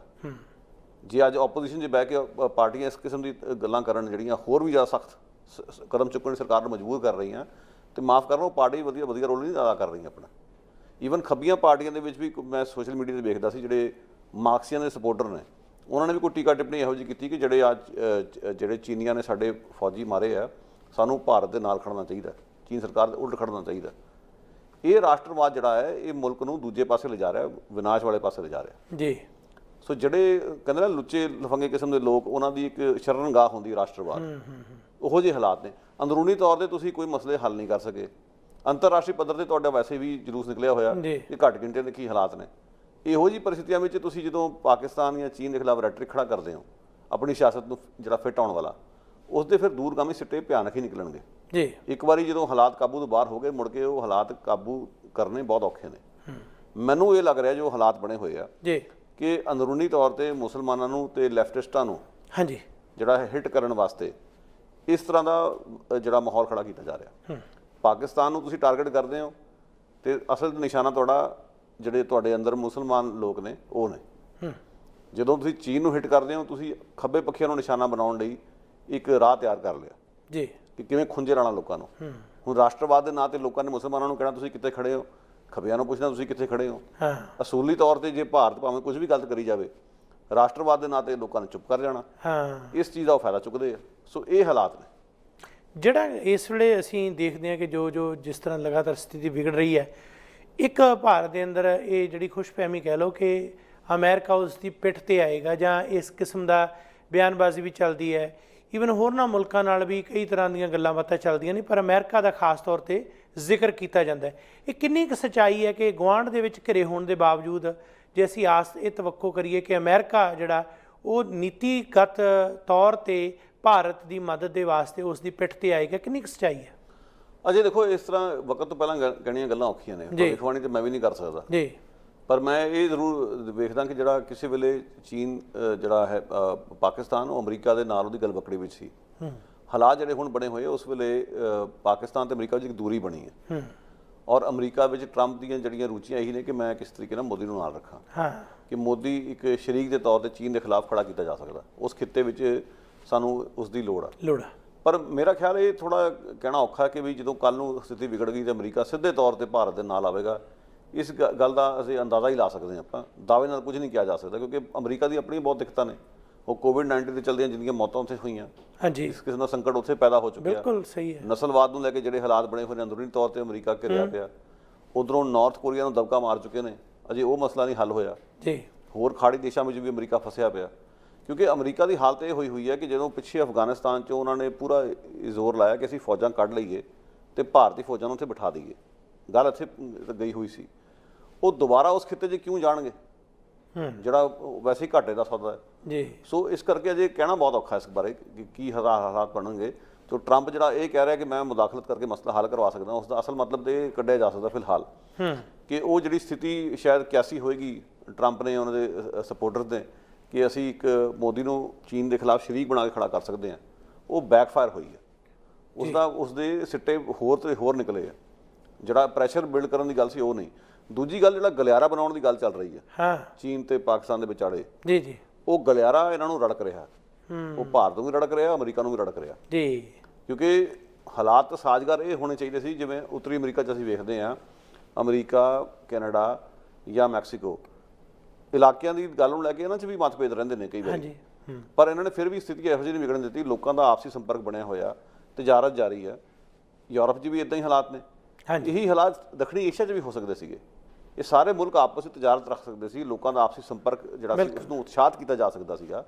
ਅਜਿਹਾ ਕੁਝ ਹੋਣ ਦੀ ਥਾਂ ਤੇ ਕੰਧਾਂ ਖੜੀਆਂ ਕੀਤੀਆਂ ਜਾ ਰਹੀਆਂ। ਸੋ ਇਹ ਸਥਿਤੀ ਕਾਫੀ ਜਿਹੜਾ ਬੜੀ ਭਿਆਨਕ ਵੀ ਹੈ ਔਰ ਬੜੀ ਦੁਖਦਾਈ ਵੀ ਹੈ। ਲੱਗਦਾ ਇਹ ਵੀ ਹੈ ਕਿ ਕੁਝ ਸਮੇਂ ਬਾਅਦ ਜੋ ਅਮਰੀਕਾ ਦੇ ਵਿੱਚ ਚੋਣਾਂ ਆਉਣੀਆਂ ਤੇ ਟਰੰਪ ਦੁਬਾਰਾ ਇਲੈਕਸ਼ਨ ਲੜ ਰਹੇ ਨੇ ਪ੍ਰਧਾਨ ਦੇ ਤੌਰ ਤੇ, ਸੋ ਇਸ ਹਾਲਾਤ ਦੇ ਵਿੱਚ ਜਿਸ ਕਿਸਮ ਦਾ ਮਾਹੌਲ ਲੱਗ ਰਿਹਾ ਹੈ, ਸਿੱਧੇ ਤੌਰ ਤੇ ਜਿਵੇਂ ਤੁਸੀਂ ਜ਼ਿਕਰ ਕੀਤਾ ਕਿ ਜੰਗ ਦੇ ਵਿੱਚ ਜਾਂ ਇਸ ਤਰ੍ਹਾਂ ਦੀ ਝਗੜੇ ਦੇ ਵਿੱਚ ਕੁੱਦਣ ਦੀ ਥਾਂ ਤੇ ਇੱਕ ਸਟ੍ਰੈਟਜੀ ਅਪਣਾਈ ਜਾਏ ਜਿਹਦੇ ਨਾਲ ਜਿਹਨੂੰ ਵੋਟਾਂ 'ਚ ਤਬਦੀਲ ਕੀਤਾ ਜਾਏ।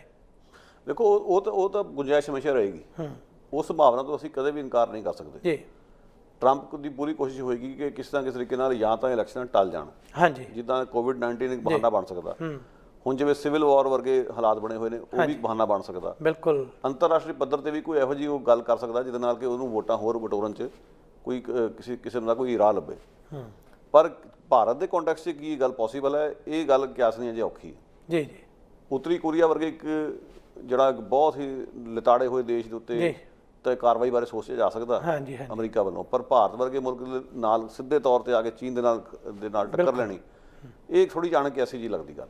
ਜਿੱਥੇ ਤੱਕ ਹੁਣ ਤੱਕ ਭਾਰਤ ਆਪਣਾ ਦਾਅਵਾ ਕਰਦਾ ਰਿਹਾ, ਬਹੁਤ ਵੱਡੇ ਵੱਡੇ ਨੁਕਤਿਆਂ ਤੇ ਉਹਨਾਂ ਦੇ ਵਿੱਚ ਮਦਦ ਵੀ ਲੈਂਦਾ ਰਿਹਾ।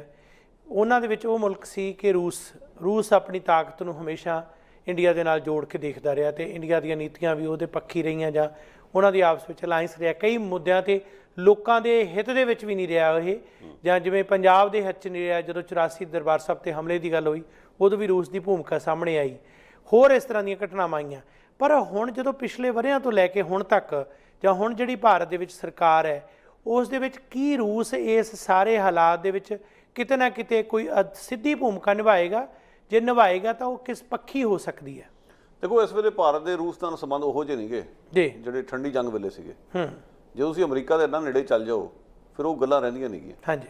ਹਾਲਾਂਕਿ ਵਿਡੰਬਣਾ ਇਹ ਹੈ ਕਿ ਜਦੋਂ ਨਰਿੰਦਰ ਮੋਦੀ ਪਹਿਲੀ ਵਾਰ ਪ੍ਰਧਾਨ ਮੰਤਰੀ ਬਣੇ 2014 'ਚ, ਉਹਨਾਂ ਨੇ ਜਿਹੜਾ ਸਹੁੰ ਚੁੱਕ ਸਮਾਗਮ ਰੱਖਿਆ ਸੀ, ਆਂਢ ਗੁਆਂਢ ਦੇ ਸਾਰੇ ਲੀਡਰ ਨੂੰ ਇਕੱਠੇ ਕਰਕੇ ਸਹੁੰ ਚੁੱਕ ਸਮਾਗਮ ਵਿੱਚ ਉਹਨਾਂ ਦੀ ਸ਼ਿਰਕਤ ਕਰਵਾਈ ਸੀ।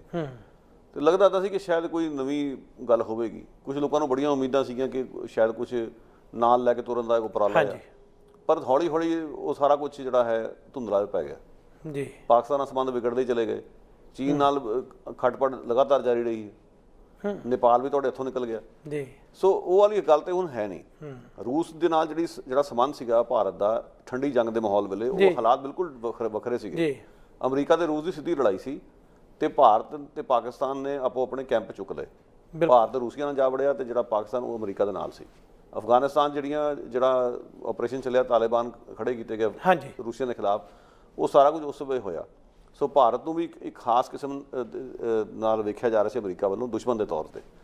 ਅੱਜ ਉਹ ਹਾਲਾਤ ਹੈ ਨਹੀਂ ਉਹ ਵਾਲੇ। ਸੋ ਰੂਸ ਨਾਲ ਵੀ ਉਹ ਨੇੜਤਾ ਨਹੀਂ ਰਹੀ।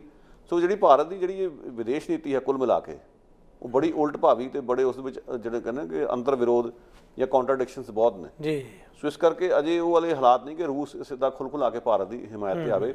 ਪਰ ਇਹ ਗੱਲ ਵੱਖਰੀ ਹੈ ਕਿ ਜਿਹੜਾ ਦੁਨੀਆ ਭਰ 'ਚ ਜਿਹੜਾ ਸਿਆਸਤ ਚੱਲ ਰਹੀ ਹੈ, ਕਿਉਂਕਿ ਜਦੋਂ ਰੂਸ ਦੇ ਢਹਿ ਹੋਣ ਦੇ ਨਾਲ ਇੱਕ ਜਿਹੜਾ ਸੀ ਨੂੰ ਕਹਿੰਦੇ ਕਿ ਬਾਈਪੋਲਰ ਪੋਲਿਟਿਕਸ, ਕਿ ਦੋ ਵੱਡੀਆਂ ਤਾਕਤਾਂ ਜਿਹੜੀਆਂ ਸੀਗੀਆਂ, ਉਹ ਵਾਲਾ ਮਾਹੌਲ ਦੁਬਾਰਾ ਬਣ ਰਿਹਾ ਵੱਖਰੇ ਰੂਪ 'ਚ ਕਿ ਚੀਨ ਤੇ ਰੂਸ ਕਿਸੇ ਨਾ ਕਿਸੇ ਤਰੀਕੇ ਨਾਲ ਅਮਰੀਕਾ ਨੂੰ ਚੁਣੌਤੀ ਦਿੰਦੇ ਆ ਸਮੇਂ-ਸਮੇਂ ਤੇ। ਸੋ ਜਿਹੜੀ ਇੱਕ ਸਰਦਾਰੀ ਸੀ ਕਿ ਵੀ ਅਮਰੀਕਾ ਦੀ ਜਿਹੜੀ ਡਾਂਗ ਚੱਲਦੀ ਸਾਰੀ ਦੁਨੀਆ ਦੇ ਵਿੱਚ, ਉਹ ਵਾਲੀ ਗੱਲ ਤਾਂ ਹੁਣ ਹੈ ਨਹੀਂ ਉਸ ਰੂਪ 'ਚ ਜਿਵੇਂ ਪ੍ਰਚਾਰਿਆ ਜਾਂਦਾ ਰਿਹਾ। ਕਾਫੀ ਸਥਿਤੀਆਂ ਪਿਛਲੇ ਕੁਝ ਸਾਲਾਂ 'ਚ ਬਦਲੀਆਂ, ਪਰ ਮੈਨੂੰ ਲੱਗਦਾ ਨਹੀਂ ਕਿ ਵੀ ਇਸ ਸਮੇਂ ਤੋਂ ਪਹਿਲਾਂ ਅਨੁਮਾਨ ਲਾਣਾ ਹੋਏਗਾ ਕਿ ਰੂਸ ਸਿੱਧੇ ਤੌਰ ਤੇ ਭਾਰਤ ਦੀ ਹਮਾਇਤ ਤੇ ਆਊਗਾ, ਕਿਉਂਕਿ ਹਾਲ ਦੀ ਘੜੀ ਤਾਂ ਉਹਨਾਂ ਦੇ ਕੋਈ ਆਪਸ 'ਚ ਮੌਕਾ ਮੇਲ ਵਾਲੀ ਗੱਲ ਨਜ਼ਰ ਨਹੀਂ ਆ ਰਹੀ। ਤਾਜ਼ਾ ਸਥਿਤੀ ਦੇ ਵਿੱਚ ਬੇਸ਼ੱਕ ਝੜਪਾਂ ਜਿਹੜੀਆਂ ਲਗਾਤਾਰ ਹੋ ਰਹੀਆਂ ਨੇ, ਉਹਨਾਂ ਦੇ ਵਿੱਚ ਫੌਜੀਆਂ ਦੀ ਗੱਲ ਚੱਲਦੀ ਹੈ। ਫੌਜੀਆਂ ਨੂੰ ਲੈ ਕੇ ਵੀ ਕਈ ਤਰ੍ਹਾਂ ਦੀ ਬਿਆਨਬਾਜ਼ੀ, ਇੱਕ ਅਜੀਬ ਕਿਸਮ ਦੀ ਬਿਆਨਬਾਜ਼ੀ ਇਹ ਵੀ ਆਈ ਹੈ ਕਿ ਸਾਡੇ ਫੌਜੀ ਜਿਹੜੇ ਗੋਲੀਆਂ ਨਾਲ ਨਹੀਂ ਮਰੇ, ਇਹ ਬਰਫ਼ ਦੇ ਵਿੱਚ ਮਰ ਗਏ, ਇਹ ਕਿਸੇ ਤਰ੍ਹਾਂ ਢਹਿ ਗਏ ਜਾਂ ਹੋਰ ਤਰ੍ਹਾਂ ਮਰ ਗਏ। ਮੈਨੂੰ ਲੱਗਦਾ ਇਹ ਸ਼ਹਾਦਤ ਨੂੰ ਛੁਟਿਆਉਣ ਜਾਂ ਉਹਨਾਂ ਵਿਅਕਤੀਆਂ ਦਾ ਜਿਹੜਾ ਉਸ ਵੇਲੇ ਜੋ ਰੋਲ ਹੈ ਉਸ ਦੇ ਉੱਪਰ ਕਿੰਤੂ ਪਰੰਤੂ ਕਰਨ ਵਾਲੀ ਗੱਲ ਹੈ। ਪਰ ਐਂਡ 'ਤੇ ਗੱਲ ਆਉਂਦੀ ਹੈ ਕਿ ਦੋਨੇ ਪਾਸੇ ਨੁਕਸਾਨ ਹੋ ਰਿਹਾ, ਜਾਨੀ ਨੁਕਸਾਨ। ਇਹ ਤਾਂ ਹੈ ਸਰਹੱਦ 'ਤੇ ਨੁਕਸਾਨ ਹੋ ਰਿਹਾ, ਅਤੇ ਜੇ ਸਥਿਤੀ ਸਾਂਭੀ ਜਾਂਦੀ ਹੈ ਹੋ ਸਕਦਾ ਕੰਟਰੋਲ ਹੋ ਜਾਏ, ਪਰ ਲਗਾਤਾਰ ਉਸ ਨੂੰ ਬਦਤਰ ਅਸੀਂ ਦੇਖ ਰਹੇ ਹਾਂ। ਪਰ ਇੱਕ ਇਨਸਾਈਡ ਜਿਹੜੇ ਹਾਲਾਤ ਹੋ ਰਹੇ ਨੇ ਹੁਣ, ਇਹ ਦੋਹਰਾ ਇੱਕ ਸਥਿਤੀ ਦਾ ਸਾਹਮਣਾ ਕਰ ਰਹੇ ਨੇ ਇਸ ਵੇਲੇ ਭਾਰਤੀ ਲੋਕ। ਅੰਦਰ ਜਿਹੜੇ ਭਾਰਤੀ ਲੋਕ ਹਿੱਤਾਂ ਦੇ ਵਾਸਤੇ, ਲੋਕ ਪ੍ਰਸਤੀ ਲਈ, ਜਾਂ ਉਹਨਾਂ ਦੇ ਵਾਸਤੇ ਜਿਹੜੇ ਕਿ ਮਨੁੱਖੀ ਅਧਿਕਾਰਾਂ ਲਈ ਲੜ ਰਹੇ ਨੇ, ਜਾਂ ਵੱਖ-ਵੱਖ ਤਰ੍ਹਾਂ ਦੀਆਂ ਜਿਹੜੀਆਂ ਰਾਜਸੀ ਤਾਕਤਾਂ ਉਹਨਾਂ ਦੇ ਖਿਲਾਫ ਲਾਮਬੰਦ ਹੋ ਰਹੇ ਨੇ, ਉਹਨਾਂ ਨੂੰ ਵੀ ਨਿਸ਼ਾਨਾ ਬਣਾਇਆ ਜਾ ਰਿਹਾ। ਹੁਣ ਇਹ ਤਾਜ਼ਾ ਘਟਨਾ ਇੱਕ ਸਿੱਖ ਵਕੀਲ ਦੀ ਹੈ। ਦਿੱਲੀ ਦੇ ਵਿੱਚ ਕੀ ਹੋਇਆ ਕਿ ਜਦੋਂ ਸ਼ਾਹੀਨ ਬਾਗ ਜਾਂ ਚਾਂਦ ਬਾਗ ਦੇ ਵਿੱਚ ਜੋ ਮੋਰਚੇ ਲੱਗੇ, ਪ੍ਰੋਟੈਸਟ ਹੋਏ, ਤੇ ਉਹਨਾਂ ਦੇ ਵਿੱਚ ਸਿੱਖਾਂ ਨੇ ਇੱਕ ਭੂਮਿਕਾ ਨਿਭਾਈ। ਉਹ ਬੜੀ ਸਪਸ਼ਟ ਜੀ ਸੀ, ਜਿੱਥੇ ਬਾਕੀ ਸਾਰਿਆਂ ਨੇ ਨਿਭਾਈ, ਬਾਕੀ ਦੁਨੀਆ ਦੇ ਕੋਨਿਆਂ-ਕੋਨਿਆਂ 'ਚ ਨਿਭਾਈ। ਕਿਤੇ ਖਾਲਸਾ ਏਡ ਵਰਗੇ ਜਾਂ ਯੂਨਾਈਟਿਡ ਸਿੱਖ ਵਰਗੇ ਦੁਨੀਆ ਦੇ ਵਿੱਚ ਹਰ ਮੁਸੀਬਤ ਵੇਲੇ ਕਰਦੇ ਨੇ, ਉੱਥੇ ਵੀ ਉਹਨਾਂ ਨੇ ਕੀ ਕੀਤਾ, ਉੱਥੇ ਜਿਹੜੇ ਪ੍ਰੋਟੈਸਟ ਕਰਨ ਵਾਲੇ ਸੀ ਉਹਨਾਂ ਨੇ ਲੰਗਰ ਲਾਏ, ਉਹਨਾਂ ਨੂੰ ਜਲ ਪਾਣੀ ਛਕਾਇਆ, ਜੋ ਵੀ ਕੀਤਾ, ਤੇ ਨਾਲ ਇਸ ਗੱਲ ਦੀ ਵਿਰੋਧਤਾ ਵੀ ਕੀਤੀ ਕਿ ਜੋ ਹੋ ਰਿਹਾ ਉਹ ਮਾੜਾ ਹੋ ਰਿਹਾ। ਹੁਣ ਉਹਨਾਂ 'ਤੇ ਸਿੱਟ ਦਿੱਲੀ ਦੀ ਜਿਹੜੀ ਪੁਲਿਸ ਦੇ ਵੱਲੋਂ ਤਿਆਰ ਕਰਕੇ ਉਹਨਾਂ ਨੂੰ ਚਾਰਜ ਕੀਤਾ ਗਿਆ ਕਿ ਤੁਸੀਂ ਲੋਕਾਂ ਨੂੰ ਭੜਕਾਇਆ, ਹਿੰਸਾ ਦੇ ਵਾਸਤੇ ਭੜਕਾਇਆ। ਉਹ ਸਿੱਖ ਵਕੀਲ ਜਾਂ ਉਹਨਾਂ ਦੇ ਸਾਥੀ ਜਿਨ੍ਹਾਂ ਨੇ ਇਸ ਗੱਲ ਲਈ ਕਦਮ ਚੁੱਕਿਆ ਸੀ ਕਿ ਅਸੀਂ ਲੰਗਰ ਲਾਉਣਾ, ਹੁਣ ਇਹ ਸਲਾਹ ਉਹਨਾਂ ਨੂੰ ਦਿੱਤਾ ਜਾ ਰਿਹਾ। ਸੋ ਇਸ ਕਿਸਮ ਦੀ ਜਿਹੜੀ ਇਸ ਹੱਦ ਤੱਕ ਗਿਰੀ ਹੋਈ ਰਾਜਨੀਤੀ ਚੱਲ ਰਹੀ ਹੈ, ਉਹ ਕੀ ਸੁਨੇਹਾ ਦੇ ਰਹੀ ਹੈ? ਦੇਖੋ, ਮੈਂ ਇਸ ਗੱਲ ਤੇ ਆਉਣ ਤੋਂ ਪਹਿਲਾਂ ਇੱਕ ਛੋਟੀ ਜਿਹੀ ਗੱਲ ਕਰਨੀ ਚਾਹੁੰਦਾ। ਹਾਂਜੀ। ਜਦੋਂ ਗੁਜਰਾਤ 'ਚ 2002 'ਚ ਕਤਲੇਆਮ ਹੋਏ, ਉਸ ਤੋਂ ਬਾਅਦ ਨਰਿੰਦਰ ਮੋਦੀ ਨੇ ਜਦੋਂ ਚੋਣ ਲੜੀ ਆ, ਜਿਹਦੇ 'ਚ ਭਾਰੀ ਬਹੁਮਤ ਮਿਲਿਆ, ਬਿਲਕੁਲ ਉਸੇ ਤਰ੍ਹਾਂ ਤੇ ਜੋ 84 'ਚ ਰਾਜੀਵ ਗਾਂਧੀ ਨੂੰ ਮਿਲਿਆ ਸੀ, ਉਹਦੇ ਕੁਝ ਸਪੀਚਾਂ ਨੇ ਜਿਹਦੇ 'ਚੋਂ ਕਹਿ ਇੱਦਾਂ ਰਿਹਾ ਕਿ ਜਿਵੇਂ ਅਸੀਂ ਜੇ ਹਾਰ ਗਏ ਤਾਂ ਪਾਕਿਸਤਾਨ 'ਚ ਆਤਿਸ਼ਬਾਜ਼ੀ ਹੋਵੇਗੀ, ਪਾਕਿਸਤਾਨ ਨੂੰ ਹਰਾਉਣ ਲਈ ਜ਼ਰੂਰੀ ਕਿ ਸਾਨੂੰ ਜਿਤਾਇਆ ਜਾਵੇ। ਸੋ ਉਹ ਮੀਆਂ ਮੁਸ਼ਰਫ ਕਹਿ ਕੇ ਪਾਕਿਸਤਾਨ ਨੂੰ ਪਹਿਲਾਂ ਤੇ ਸਿੱਧਾ ਨਿਸ਼ਾਨਾ ਬਣਾਉਂਦਾ ਸਪੀਚ ਦੇ ਵਿੱਚ। ਪਹਿਲੇ ਜਦੋਂ ਸਪੀਚ ਸ਼ੁਰੂ ਕਰਦਾ ਮੀਆਂ ਮੁਸ਼ਰਫ ਤੋਂ ਸ਼ੁਰੂ ਕਰਦਾ, ਉਸ ਤੋਂ ਬਾਅਦ ਮੁਸ਼ਰਫ ਅਲੋਪ ਹੋ ਜਾਂਦਾ ਸਪੀਚ 'ਚੋਂ, ਫਿਰ ਮੀਆਂ ਮੀਆਂ ਮੀਆਂ ਕਹਿ ਕੇ ਉਹ ਬਾਰ-ਬਾਰ ਇਹ ਗੱਲ ਕਰਨਾ ਕਿ ਮੀਆਂ ਮੈਂ ਤੁਹਾਨੂੰ ਦੱਸੂਗਾ, ਮੀਆਂ ਮੈਂ ਤੁਹਾਨੂੰ ਆਹ ਦੱਸੂਗਾ, ਅਸੀਂ ਤੁਹਾਨੂੰ ਦੱਸਾਂਗੇ। ਮਤਲਬ ਕਹਿਣ ਦਾ ਕਿ ਮੈਂ ਕਹਿਣਾ ਚਾਹ ਰਿਹਾ ਕਿ ਉਹ ਬੜੀ ਸਾਜ਼ਿਸ਼ੀ ਢੰਗ ਨਾਲ ਪਾਕਿਸਤਾਨ ਨੂੰ ਪਹਿਲਾਂ ਤੇ ਪੇਸ਼ ਕਰਦਾ, ਬਾਅਦ ਪਾਕਿਸਤਾਨ ਦੀ ਜਿਹੜਾ ਇੱਕ ਸ਼ੋਅ ਕੇਸ ਜਿਹੜਾ ਕਰ ਰਿਹਾ ਉਹਨੂੰ ਹਟਾ ਕੇ ਉਸ ਸਾਰੀ ਗੱਲਬਾਤ ਨੂੰ ਮੀਆਂ ਲਫ਼ਜ਼ ਨੂੰ ਜਿਸ ਤਰੀਕੇ ਨਾਲ ਉਭਾਰ ਕੇ ਪੇਸ਼ ਕੀਤਾ ਜਾ ਰਿਹਾ, ਉਸ ਵਿੱਚ ਉਹ ਮੁਸਲਿਮ ਭਾਈਚਾਰੇ ਨੂੰ ਕਿਵੇਂ ਨਿਸ਼ਾਨਾ ਬਣਾ ਰਿਹਾ, ਟਾਰਗੇਟ ਕਰ ਰਿਹਾ। ਬਿਲਕੁਲ ਇਸ ਨੂੰ ਡੀਕੋਡ ਕਰਨਾ ਬਹੁਤ ਜ਼ਰੂਰੀ ਹੈ। ਉਹ ਸਾਰੀਆਂ ਸਪੀਚਾਂ ਸੁਣਨ ਵਾਲੀਆਂ ਕਿ ਕਿਵੇਂ ਮੁਸ਼ਰਫ ਨੂੰ ਮੂਹਰੇ ਰੱਖ ਕੇ ਮੀਆਂ ਮੁਸ਼ਰਫ ਤੇ ਬਾਅਦ 'ਚ ਮੁਸ਼ਰਫ ਵਿੱਚੋਂ ਕੱਢ ਕੇ ਸਾਰੀ ਸਪੀਚ 'ਚੋਂ ਸਿਰਫ ਮੀਆਂ ਲਫ਼ਜ਼ ਦਾ ਇਸਤੇਮਾਲ ਕਰਕੇ ਮੁਸਲਿਮਸ ਨੂੰ ਕਿਵੇਂ ਟਾਰਗੇਟ ਕੀਤਾ ਜਾਵੇ। ਮੈਂ ਗੱਲ ਤਾਂ ਕਹਿ ਰਿਹਾ ਕਿ ਇਹ ਹੁਣ ਤੁਹਾਡੇ ਸਾਹਮਣੇ ਆ ਕਿ ਜਦੋਂ ਚੀਨ ਜਾਂ ਪਾਕਿਸਤਾਨ ਜਿਹੜੇ ਹਾਲਾਤ ਬਣੇ ਨੇ ਜੀ, ਮੁਸਲਿਮ ਕਮਿਊਨਿਟੀ ਨੂੰ ਟਾਰਗੇਟ ਕਰਨ ਲਈ ਉਹਨਾਂ ਨੂੰ ਬਾਰ-ਬਾਰ ਉਹਨਾਂ ਦੇ ਧੌਣ ਤੇ ਗੋਡਾ ਧਰ ਕੇ ਪੁੱਛਿਆ ਜਾਵੇਗਾ ਕਿ ਇਸ ਲੜਾਈ ਵਿੱਚ ਤੁਸੀਂ ਸਾਡੇ ਨਾਲ ਹੋ ਜਾਂ ਨਹੀਂ, ਜਦੋਂ ਕਿ ਸਭ ਨੂੰ ਪਤਾ ਕਿ ਜਿਹੜਾ ਮੁਸਲਮਾਨ ਭਾਰਤ 'ਚ ਬੈਠਾ ਹੈ ਉਹ ਜਾਊ ਕਿਤੇ। ਇਸੇ ਤਰ੍ਹਾਂ ਖੱਬੇ ਪੱਖੀਆਂ ਨੂੰ ਵੀ ਇਸ ਟੈਸਟ 'ਚੋਂ ਕਢਾਉਣ ਦੀ ਕੋਸ਼ਿਸ਼ ਕੀਤੀ ਜਾਵੇਗੀ ਕਿ ਚੀਨ ਦੇ ਕੰਟੈਕਸਟ 'ਚ ਤੁਸੀਂ ਕਿੱਥੇ ਖੜੇ ਹੋ। ਜੇ ਨਹੀਂ ਖੁੱਲ੍ਹ ਕੇ ਨਹੀਂ ਕੁਝ ਕਹਿ ਰਹੇ, ਸਾਡੇ ਅਨੁਕੂਲ ਨਹੀਂ ਚੱਲ ਰਹੇ, ਤਾਂ ਤੁਸੀਂ ਦੇਸ਼ ਵਿਰੋਧੀ ਹੋ ਬਸ। ਸੋ ਖੱਬਿਆਂ ਨੂੰ ਤੇ ਮੁਸਲਮਾਨਾਂ ਨੂੰ ਚੁੱਪ ਕਰਾਉਣ ਲਈ ਇੱਕ ਚੱਲ ਰਿਹਾ ਕੰਮ। ਸਿੱਖ ਭਾਈਚਾਰੇ ਦੀ ਜਿਹੜੀ ਸਭ ਤੋਂ ਵਧੀਆ ਭੂਮਿਕਾ ਸੀ ਸੀਏ ਦੇ ਖਿਲਾਫ, ਜਿਵੇਂ ਉਹ ਲੰਗਰ ਉਹਨਾਂ ਨੇ ਲਾਇਆ, ਕਿਉਂਕਿ ਉਹਨਾਂ ਨੇ ਇਸ ਦਰਦ ਨੂੰ ਹੰਡਾਇਆ ਹੋਇਆ 84 ਦੇ ਦੌਰ ਵਿੱਚ ਜੀ। ਸਿਰਫ ਇਹੀ ਗੱਲ ਨਹੀਂ, ਜਿਹੜੀ ਸਿੱਖ ਫਿਲਾਸਫੀ ਵੀ ਉਹਨਾਂ ਨੂੰ ਇਸੇ ਗੱਲ ਹੀ ਪ੍ਰੇਰਦੀ ਹੈ। ਦੇਖੋ ਮੈਂ ਸਿੱਧਾ ਕਹਿੰਦਾ ਗੁਰੂ ਤੇਗ ਬਹਾਦਰ ਸਾਹਿਬ ਨੇ ਜਿਹੜੇ ਕਾਰਨਾਂ ਕਰਕੇ ਆਪਣਾ ਸੀਸ ਦਿੱਤਾ ਸੀਗਾ, ਉਸੇ ਕਾਰਨਾਂ ਕਰਕੇ ਅੱਜ ਗੁਰੂ ਤੇਗ ਬਹਾਦਰ ਦੇ ਅਨੁਯਾਈ ਸੀਏ ਦੇ ਖਿਲਾਫ ਖੜੇ ਹੋਏ, ਕਸ਼ਮੀਰ ਦੇ ਹੱਕ 'ਚ ਖੜੇ ਹੋਏ। ਜੇ ਗੁਰੂ ਤੇਗ ਬਹਾਦਰ ਸਾਹਿਬ ਉਸ ਵੇਲੇ ਹਿਊਮਨ ਰਾਈਟਸ ਦੀ ਖਾਤਰ ਕਸ਼ਮੀਰੀ ਪੰਡਤਾਂ ਲਈ ਖੜੇ ਹੋਏ, ਤੇ ਅੱਜ ਉਹਨਾਂ ਦੀ ਸੋਚ ਤੇ ਪੈਰਾ ਦਿੰਦੇ ਹੋਏ ਸਿੱਖ ਭਾਈਚਾਰੇ ਦੇ ਲੋਕ ਕਸ਼ਮੀਰੀ ਮੁਸਲਮਾਨਾਂ ਨਾਲ ਵੀ ਖੜੇ ਹੋਏ। ਬਿਲਕੁਲ ਸਹੀ ਹੈ। ਸੋ ਉਹ ਜੋ ਵਕੀਲ ਨਾਲ ਕੀਤਾ, ਸਿੱਖ ਵਕੀਲ ਨਾਲ, ਉਹ ਅਤ ਨਿੰਦਣਯੋਗ ਸੀ। ਇਹ ਬੜੀ ਸ਼ਰਮ ਦੀ ਗੱਲ ਹੈ ਕਿ ਸੀਏ ਦੇ ਵੇਲੇ ਜਿਹੜਾ ਪ੍ਰੋਟੈਸਟ ਹੋਏ, ਜਿਨ੍ਹਾਂ ਲੋਕਾਂ ਨੇ ਕਿਹਾ ਕਿ ਗੋਲੀ ਮਾਰੋ ਸਾਲੋਂ ਕੋ, ਉਹਨਾਂ ਦਾ ਤਾਂ ਪਰਚਾ ਨਹੀਂ ਹੋਇਆ। ਜਿਹੜੇ ਹਿੰਦੂਤਵੀ ਤਾਕਤਾਂ ਨੇ ਜਾ ਕੇ ਅੱਗ ਭੜਕਾਈ, ਉਹਨਾਂ ਦੇ ਖਿਲਾਫ ਕੋਈ ਪਰਚਾ ਨਹੀਂ ਹੋਇਆ। ਉਲਟ ਗੱਲ ਜਿਹੜੇ ਸੀਏ ਦੇ ਖਿਲਾਫ ਖੜੇ ਹੋਏ, ਉਹਨਾਂ ਦੇ ਖਿਲਾਫ ਇਹ ਪਰਚੇ ਕੀਤੇ ਜਾ ਰਹੇ, ਚਾਹੇ ਸਿੱਖ ਵਕੀਲ ਦਾ ਮਾਮਲਾ, ਚਾਹੇ ਸਫੂਰਾ ਦਾ ਮਾਮਲਾ ਸੀ, ਜਾਂ ਹਰਸ਼ ਬੰਡੇਰ ਵਰਗੇ ਇੱਕ ਮਨੁੱਖੀ ਹੱਕਾਂ ਦੇ ਕਾਰਕੁਨ, ਉਹਨਾਂ ਨੂੰ ਵੀ ਨਿਸ਼ਾਨੇ ਤੇ ਰੱਖਿਆ ਗਿਆ। ਸੋ ਇਹ ਉਹ ਲੋਕ ਨੇ ਜਿਹੜੇ ਸੀਏ ਦੇ ਖਿਲਾਫ ਖੜੇ ਹੋਏ। ਇਹ ਅਫਸੋਸ ਹੀ ਕੀਤਾ ਜਾ ਸਕਦਾ ਇਸ ਗੱਲ ਤੇ। ਸੁਧਾ ਭਾਰਦਵਾਜ ਵਰਗੀ ਵਕੀਲ ਅਮਰੀਕਾ ਤੋਂ ਜਾ ਕੇ ਸੁੱਖ ਸਭਾਵਾਂ ਛੱਡ ਕੇ ਉੱਥੇ ਕਬਾਇਲੀ ਲੋਕਾਂ ਲਈ ਕੇਸ ਲੜਦੀ ਰਹੀ, ਅੱਜ ਉਹ ਜੇਲ੍ਹ 'ਚ ਸਾੜੀ ਜਾ ਰਹੀ ਹੈ, ਇਸ ਨੂੰ ਕੈਦ ਕੀਤਾ ਗਿਆ। ਜਿਨ੍ਹਾਂ ਲੋਕਾਂ ਨੇ ਦੇਸ਼ ਲਈ ਕੀਤਾ ਹੀ ਕੱਖ ਨਹੀਂ ਗਾ, ਉਹ ਅੱਜ ਉੱਥੇ ਮਾਲਕ ਬਣ ਕੇ ਬੈਠੇ ਨੇ ਤੇ ਦੂਜਿਆਂ ਨੂੰ ਸਰਟੀਫਿਕੇਟ ਦਿੰਦੇ ਫਿਰਦੇ ਨੇ ਦੇਸ਼ ਵਿਰੋਧੀ ਹੋਣ ਦਾ ਜਾਂ ਦੇਸ਼ ਪ੍ਰੇਮੀ ਹੋਣ ਦਾ। ਸੋ ਇਹ ਹਾਲਾਤ ਨੇ। ਜਦੋਂ ਸਰਹੱਦ ਤੇ ਜੰਗ ਦੇ ਅਸਾਰ ਬਣ ਰਹੇ ਹੋਣ, ਅੰਦਰ ਜਿਹੜੇ ਲੋਕ ਨੇ ਜਾਂ ਮਾਈਨੋਰਟੀਜ਼ ਨੇ ਜਾਂ ਹਿਊਮਨ ਰਾਈਟਸ ਵਾਲੇ ਲੋਕ ਨੇ, ਜਿਹੜੇ ਅੰਨੇ ਰਾਸ਼ਟਰਵਾਦ ਤੋਂ ਮੁਕਤ ਮਨੁੱਖਤਾਵਾਦ ਦੀ ਸੋਚ ਦੇ ਧਾਰਨੀ ਨੇ, ਉਹ ਵੈਸੇ ਹੀ ਸਤੇ ਹੋਣ ਤੇ ਉਹਨਾਂ ਤੇ ਇੰਨੇ ਦੇਸ਼ ਧਰੋਹ ਦੇ ਪਰਚੇ ਦਰਜ ਹੋ ਰਹੇ ਹੋਣ, ਜਾਂ ਉਹਨਾਂ ਨੂੰ ਨਿਸ਼ਾਨੇ ਤੇ ਰੱਖਿਆ ਗਿਆ ਹੋਵੇ, ਜਾਂ ਬਹੁਤ ਸਾਰੇ ਜੇਲ੍ਹਾਂ 'ਚ ਬੰਦ ਕੀਤੇ ਗਏ ਹੋਣ। ਹਾਲਾਂਕਿ ਕੋਵਿਡ ਕਰਕੇ ਰਿਹਾ ਕਰਨਾ ਚਾਹੀਦਾ, ਪਰ ਜਿਵੇਂ ਤੁਸੀਂ ਪੂਰਾ ਦੀ ਗੱਲ ਕੀਤੀ ਹੈ, ਪ੍ਰੈਗਨੈਂਟ ਹੋਣ ਦੇ ਬਾਵਜੂਦ ਉਹਨਾਂ ਦਾ ਜੋ ਹਾਲ ਹੈ, ਜਾਂ ਬਾਕੀਆਂ ਦੀ ਬਹੁਤ ਵੱਡੀ ਗੱਲ ਹੈ ਜਿਨ੍ਹਾਂ ਜੀਐਨ ਸਾਈ ਬਾਬਾ ਜਿਹੜੇ ਅਪਾਹਜ ਵਿਅਕਤੀ ਨੇ, ਜਾਂ ਇਸ ਤਰ੍ਹਾਂ ਪੰਜਾਬ ਨਾਲ ਸੰਬੰਧਿਤ ਵੀ ਬਹੁਤ ਸਾਰੇ ਜਿਹੜੇ ਲੋਕ ਸਿੱਖ ਨੌਜਵਾਨ ਨੇ ਜਿਨ੍ਹਾਂ ਤੇ ਇਸ ਤਰ੍ਹਾਂ ਦੇ ਪਰਚੇ ਦਰਜ ਕੀਤੇ ਗਏ, ਜਿਹੜੇ ਬੇਹੁਦਾ ਕਿਸਮ ਦੇ ਨੇ। ਹੁਣ ਉਹ ਸਾਰੇ ਇਸ ਮਾਹੌਲ ਦੇ ਵਿੱਚ ਜਦੋਂ ਸਰਹੱਦ ਤੇ ਜੰਗ ਦੇ ਆਸਾਰ ਨੇ, ਜਿੱਥੇ ਉਹਨਾਂ ਦੇ ਅੰਨੇ ਰਾਸ਼ਟਰਵਾਦ ਦੀ ਉਮੀਦ ਉਹਨਾਂ ਤੋਂ ਕੀਤੀ ਜਾ ਸਕਦੀ, ਮੈਨੂੰ ਲੱਗਦਾ ਉਹਨਾਂ ਦੀ ਰੂਹ ਤਾਂ ਬਿਲਕੁਲ ਹੀ ਇਸ ਹਾਲਾਤ ਦੇ ਵਿੱਚ ਕਿਸੇ ਵੀ ਸਮੇਂ ਉਹਨਾਂ ਦੀ ਸਹਿਮਤ ਨਹੀਂ ਹੋਏਗੀ, ਬਲਕਿ ਉਹ ਤਾਂ ਮਨੋਂ ਇਸ ਗੱਲ ਤੇ ਦੁਖੀ ਨੇ ਕਿ ਪਹਿਲਾਂ ਹੀ ਸਾਡੇ ਨਾਲ ਤਾਂ ਧੱਕਾ ਹੋ ਰਿਹਾ। ਦੇਖੋ ਜਿਹੜੇ ਆਰਐਸਐਸ ਦੇ ਬੰਦੇ ਕਹਿੰਦੇ ਫਿਰਦੇ ਸੀ ਨਾ ਕਿ ਸਾਨੂੰ ਮੌਕਾ ਦਿਓ, ਅਸੀਂ ਕੁਝ ਕਰਾਂਗੇ, ਹੁਣ ਕਹੋ ਠੀਕ ਹੈ ਜਾਓ ਸਰਹੱਦਾਂ ਤੇ, ਜਾਂ ਆਪਣੇ ਪੁੱਤ ਭੇਜੋ ਜਾਂ ਆਪ ਜਾਓ, ਲੜੋ ਉੱਥੇ, ਮਰੋ ਜਾ ਕੇ ਸਰਹੱਦਾਂ ਦੇ ਉੱਤੇ। ਹੁਣ ਵੀ ਜਿਹੜੇ ਸਿੱਖ ਫੌਜੀ ਮਰੇ ਆ, ਜਿਹੜੇ ਫੌਜੀ ਮਰੇ ਚੀਨ ਦੇ ਨਾਲ, ਪੰਜਾਬ ਦੇ 4 ਸਿੱਖ ਫੌਜੀ ਨੇ, ਪੁਲਵਾਮੇ ਦਾ ਹਮਲਾ ਹੋਇਆ, ਉਹ 'ਚ ਵੀ ਮਰਨ ਵਾਲੇ ਬਹੁਤੇ ਗਰੀਬ ਘਰਾਂ ਦੇ ਸੀਗੇ, ਕੋਈ ਆਦਿਵਾਸੀ ਸੀ, ਘੱਟ ਗਿਣਤੀ ਨਾਲ ਜੁੜੇ ਹੋਏ ਲੋਕ ਸੀਗੇ। ਮੁੱਖ ਤੌਰ ਤੇ ਜਿਹੜੀ ਫੌਜ ਦਾ ਖਾਜਾ ਕੌਣ ਬਣਦਾ? ਘੱਟ ਗਿਣਤੀਆਂ ਦੇ ਲੋਕ, ਬਿਲਕੁਲ ਜੀ, ਗਰੀਬ ਗੁਰਬੇ, ਆਦੀਵਾਸੀ, ਦਲਿਤ। ਤੇ ਇਹ ਜਿਹੜੇ ਮਨੂਵਾਦੀ ਨੇ, ਜਿਹੜੇ ਰਾਜ ਕਰਦੇ ਫਿਰਦੇ ਆ, ਇਹ ਦੂਜਿਆਂ ਨੂੰ ਤਾਂ ਕਹਿ ਰਹੇ ਵੀ ਮੂਹਰੇ ਹੋ ਕੇ ਲੜਾਈ ਲੜੋ, ਤੇ ਤੁਸੀਂ ਲੜ ਲਓ ਜੀ। ਸੋ ਇਹ ਜਿਹੜਾ ਰਾਸ਼ਟਰਵਾਦ ਦਾ ਜਿਹੜਾ ਜਿਸ ਕਿਸਮ ਦਾ ਪ੍ਰਚਾਰ ਹੋ ਰਿਹਾ ਉੱਥੇ ਜੀ, ਇਹ ਮਸਲੇ ਦਾ ਹੱਲ ਨਹੀਂਗਾ। ਚੀਨ ਨਾਲ ਲੜਾਈ ਜਿਹੜੀ ਤੁਹਾਡੀ ਚਿਰ ਤੋਂ ਚੱਲਦੀ ਆ ਰਹੀ ਹੈ ਇਲਾਕਿਆਂ ਨੂੰ ਲੈ ਕੇ, ਸਰਹੱਦਾਂ ਦੇ ਉੱਤੇ, ਇਸ ਨੂੰ ਤਾਂ ਤੁਸੀਂ ਬਹਿ ਕੇ ਵੀ ਗੱਲ ਸਮੇਟ ਸਕਦੇ ਹੋ। ਹੁਣ ਅਮਰੀਕਾ ਕੈਨੇਡਾ ਵਿੱਚ ਵੀ ਛੋਟੇ ਮੋਟੇ ਮਤਭੇਦ ਰਹੇ, ਉਹਨਾਂ ਨੇ ਸੁਲਝਾਏ ਨੇ, ਤੇ ਇਹਨਾਂ ਨੂੰ ਕੀ ਪਰੇਸ਼ਾਨੀ ਹੈ? ਇਹ ਤਾਂ ਹੁਣ ਕੰਮ ਹੀ ਬਣ ਗਿਆ ਕਿ ਜਦੋਂ ਕੋਈ ਗੱਲ ਹੁੰਦੀ ਹੈ ਬਾਤ ਦਾ ਭੜੰਗੜ ਬਣਾ ਲਓ, ਉਸ ਤੋਂ ਬਾਅਦ ਉਸ 'ਤੇ ਸਿਆਸਤ ਚਲਾਓ, ਫਿਰ ਵੋਟਾਂ ਦੀ ਜਿਹੜੀ ਹੈ ਫਸਲ ਜਿਹੜੀ ਹੈ ਵੱਢੀ ਜਾਵੇ ਜੀ। ਸੋ ਇਹ ਜਿਹੜਾ ਵਰਤਾਰਾ ਹੈ ਬਹੁਤਾ ਚੰਗਾ ਨਹੀਂ। ਹਾਲਾਂਕਿ ਪਿਛਲੀਆਂ ਸਰਕਾਰਾਂ ਵੀ ਦੁੱਧ ਧੋਤੀਆਂ ਨਹੀਂ ਸੀਗੀਆਂ, ਉਹਨਾਂ ਨੇ ਵੀ ਰਾਸ਼ਟਰਵਾਦ ਨੂੰ ਸਮੇਂ-ਸਮੇਂ ਤੇ ਯੂਜ਼ ਕੀਤਾ। ਅੱਜ ਵੀ ਵਿਰੋਧੀ ਪਾਰਟੀਆਂ ਦਾ ਰੋਲ ਬਹੁਤਾ ਵਧੀਆ ਨਹੀਂਗਾ, ਬਿਲਕੁਲ। ਪਰ ਜਿਹੜੀ ਆਹ ਸਰਕਾਰ ਹੈ ਇਸ ਦੇ ਤਾਂ ਲੱਛਣ ਹੀ ਹੋਰ ਨੇ, ਨਿਸ਼ਾਨਾ ਹੀ ਹੋਰ ਹੈ। ਅਖੰਡ ਭਾਰਤ ਦਾ ਸੁਪਨਾ ਵੇਖਦੇ ਨੇ ਕਿ ਪਾਕਿਸਤਾਨ ਵੀ ਸਾਡੇ ਨਾਲ ਆ ਰਲੇ, ਅਫਗਾਨਿਸਤਾਨ ਵੀ ਸਾਡਾ ਹਿੱਸਾ ਬਣ ਜਾਏ, ਬੰਗਲਾਦੇਸ਼ ਵੀ ਅਸੀਂ ਹੜਪ ਲਈਏ, ਅਸੀਂ ਤਾਂ ਇਹਨਾਂ ਦਾ ਬਸ ਸਿੰਗਾਪੁਰ ਤੱਕ ਪਹੁੰਚ ਜਾਣ। ਰੂਸ ਨੂੰ ਕਹਿੰਦੇ ਕਿ ਰੂਸ ਤਾਂ ਜਿਹੜਾ ਸੀਗਾ ਉਸਦਾ ਅਸਲ ਨਾਂ ਰਿਸ਼ੀ ਵਰਸ਼ਾ ਸੀ, ਉੱਥੇ ਰਿਸ਼ੀ ਮੁਨੀ ਬੜੇ ਪੈਂਦੇ ਜਾ ਕੇ ਤਪੱਸਿਆ ਕਰਦੇ ਹੁੰਦੇ ਸੀ। ਸੋ ਇਹਨਾਂ ਦਾ ਬਸ ਲਈ ਸਾਰੀ ਧਰਤੀ ਮੰਨ ਲੈਣਾ। ਸੋ ਇਹ ਪਸਾਰਵਾਦੀ ਨੀਤੀ ਜਿਹੜੀ ਹੈ ਮਸਲੇ ਦਾ ਹੱਲ ਨਹੀਂਗਾ।